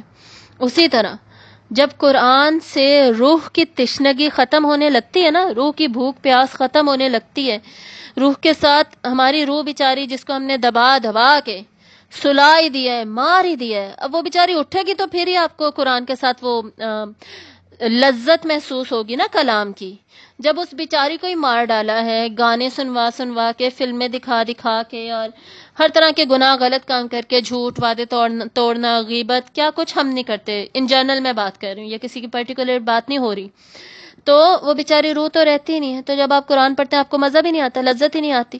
اپنی روح کو جگائیں، اس بیچاری کو اس کی غذا دیں، اس کی غذا دیں کہ اس کی بھی گروتھ ہو، وہ بھی بیچاری کچھ زندہ ہو، اس کو بھی کچھ ہوش آئے. اور جب وہ ہوش آ جائے گا تو آپ دیکھیے گا آپ کو لذت کیسی محسوس ہوتی ہے قرآن میں، کیسے عجائب آپ کے اوپر کھلتے ہیں. اور پڑھنا، قرآن پڑھنا، تفسیر سمجھنا، یہ ایک چیز ہے. قرآن کی تلاوت سننا اور تلاوت کرنا. آج کل تو لوگ، زیادہ تر لوگ کیسے ہیں، تلاوت کر کے رکھ دیا بس. آپ سنیں. ہم میوزک سننا، ٹی وی دیکھنا، ڈرامے دیکھنا، ان کو سننا بہت پسند کرتے ہیں. انٹرویوز دیکھنا، یہ ساری چیزیں. یا یوٹیوبرز اب اتنے زیادہ آ گئے ہیں، ان کو سننا، ڈفرینٹ چینلز کو فالو کرنا. قرآن کو سن کے تو دیکھیں. جتنا زیادہ جب سمجھ بھی آ رہی ہوتی ہے نا، تب تو لیول ہی دوسرا ہے. لیکن ویسے بھی جب ہم قرآن کی تلاوت سن رہے ہوتے ہیں، اس کا وہ اثر ہوتا ہے نا. اور مزید جو باتیں نہیں سمجھ آئی ہوئی ہوتی نا تفسیر کے دوران، ترجمے کے، وہ بھی سمجھ میں آنے لگ جاتی ہیں، وہ بھی واضح ہونے لگ جاتی ہیں کہ اچھا اس کا یہ مطلب ہے. ایسا وہ فلو میں چل رہا ہوتا ہے، ردم ہوتا ہے، اور اس کا اثر ہوتا ہے، اثر انداز ہوتا ہے. اب ہم کہیں کہ جی ہم بور ہوتے ہیں، یہ تو پھر بات ہی غلط ہے. ہم خود ہی نہیں اس میں سے لذت لے رہے. ہمیں ایسا، ہم نے خود اپنے آپ کو مار ڈالا ہے، اپنے دل کو ایسے قتل کیا ہوا ہے.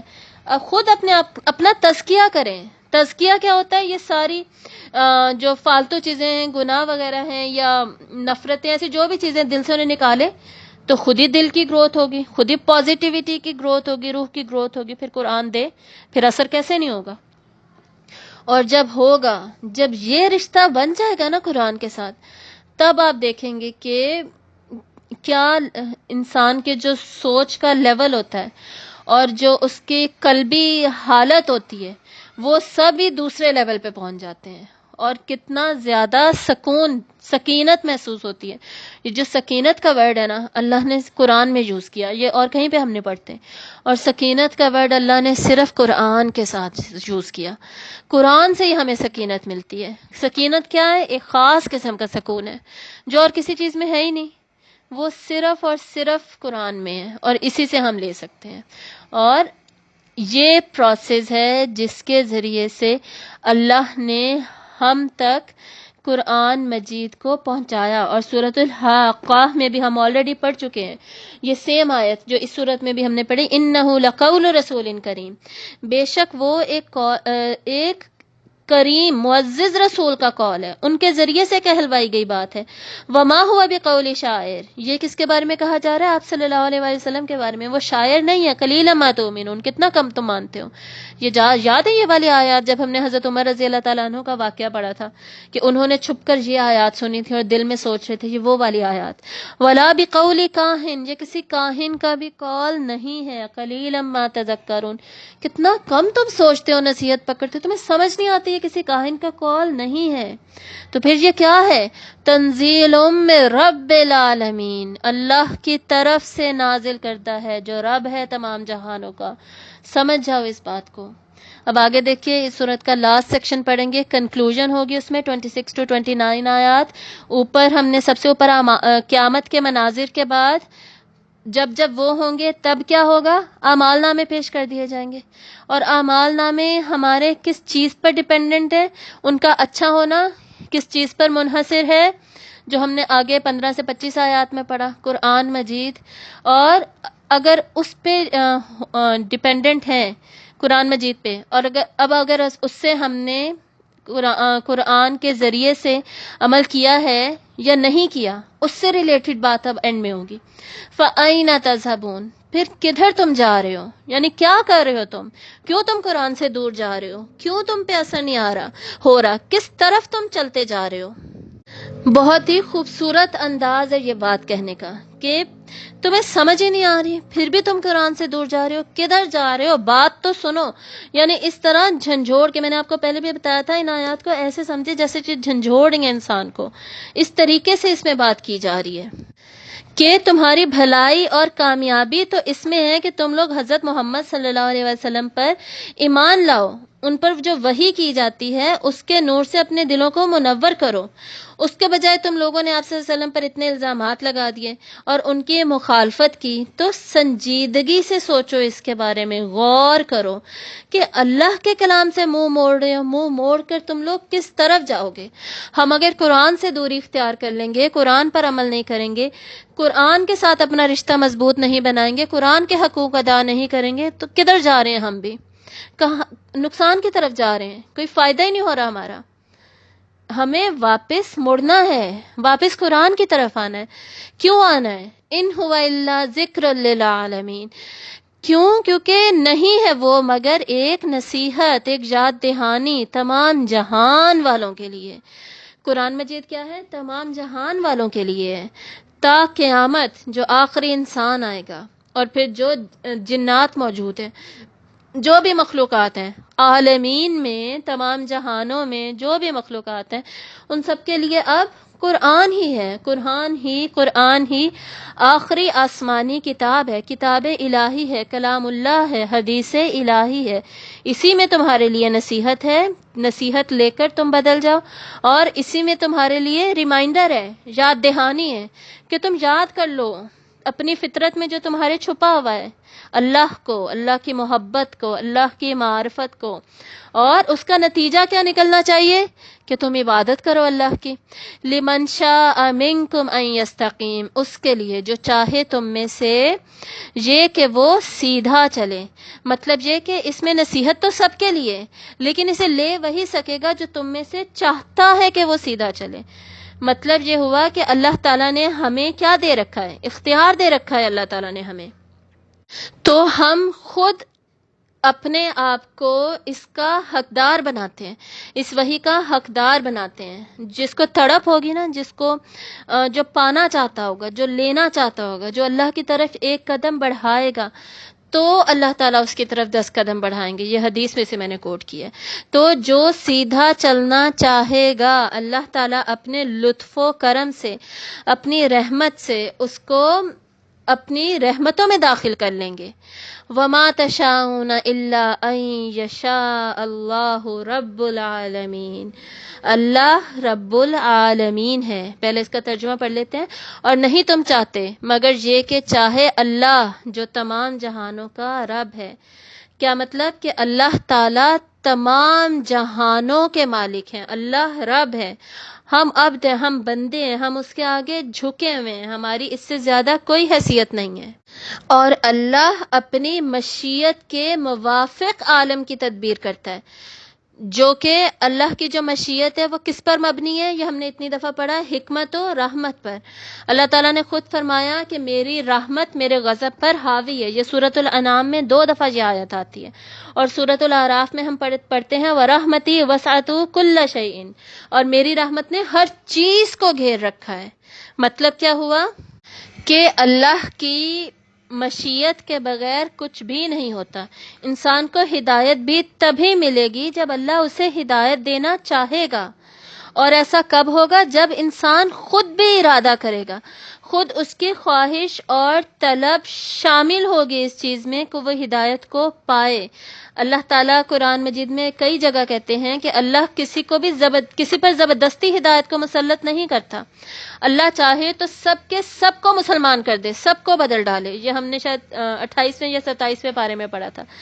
لیکن اللہ تعالیٰ ایسا چاہتے نہیں ہیں۔ اللہ تعالیٰ نے خود یہی نظام پسند کیا، یہی نظام بنایا کہ تم آؤ تو میں تمہیں دوں گا، جو نہیں آتا پھر اس کی مرضی ہے، وہ نہیں آ رہا، وہ خود اپنی سزا و جزا کا خود وہ اس میں اس ڈیسیجن میں اس کا حصہ ہے۔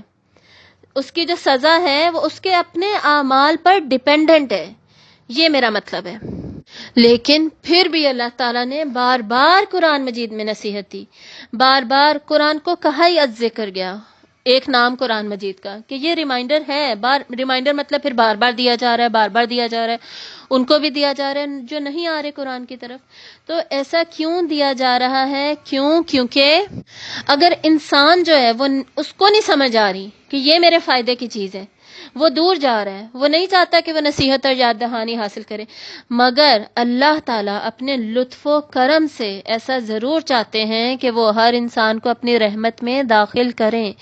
جیسے ہم سورۃ النساء میں پڑھتے ہیں نا کہ اللہ کیا کرے گا تمہیں سزا دے کے، یعنی اللہ کو یہ پسند نہیں ہے کہ تمہیں سزا دے، اللہ نے کیا کرنا ہے تمہیں سزا دے کے۔ ایگزیکٹلی یہ ورڈز ہیں 4 پارے کے اینڈ میں، آخری آیت ہے میرے خیال میں یہ۔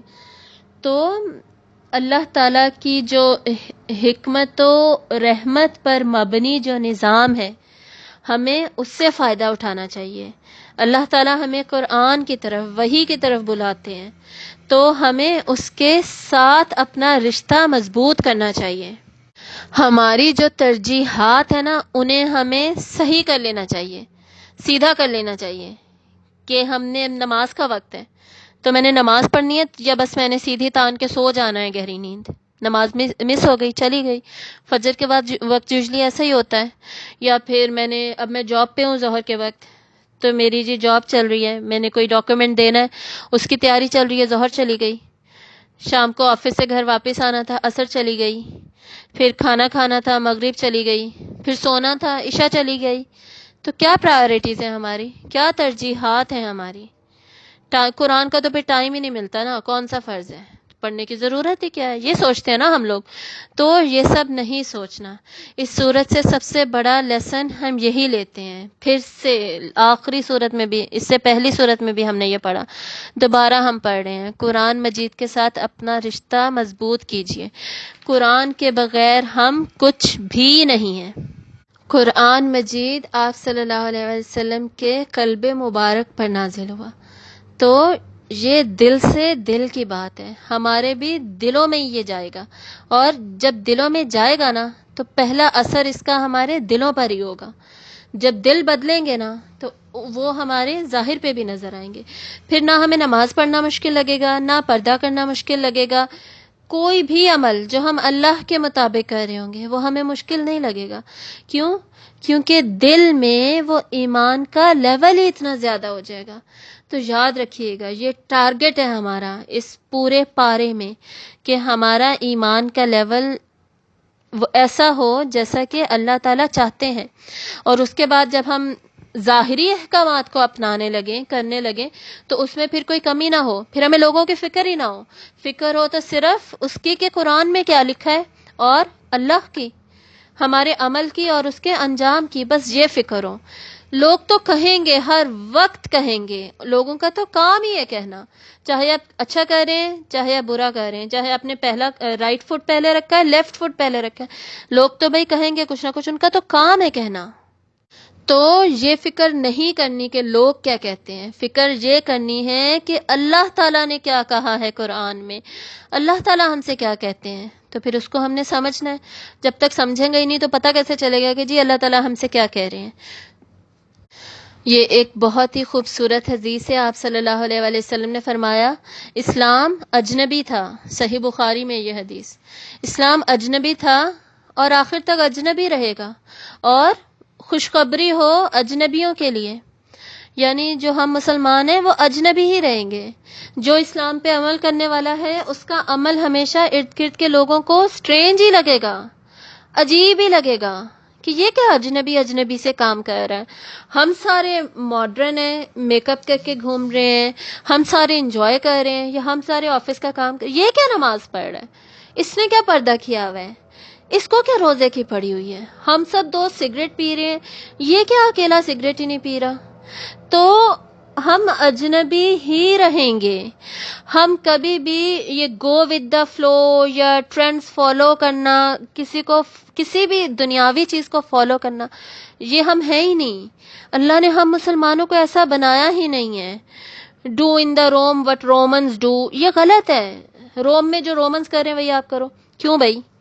جو دوسرے پہن رہے ہیں وہی آپ پہنو. کیوں بھائی؟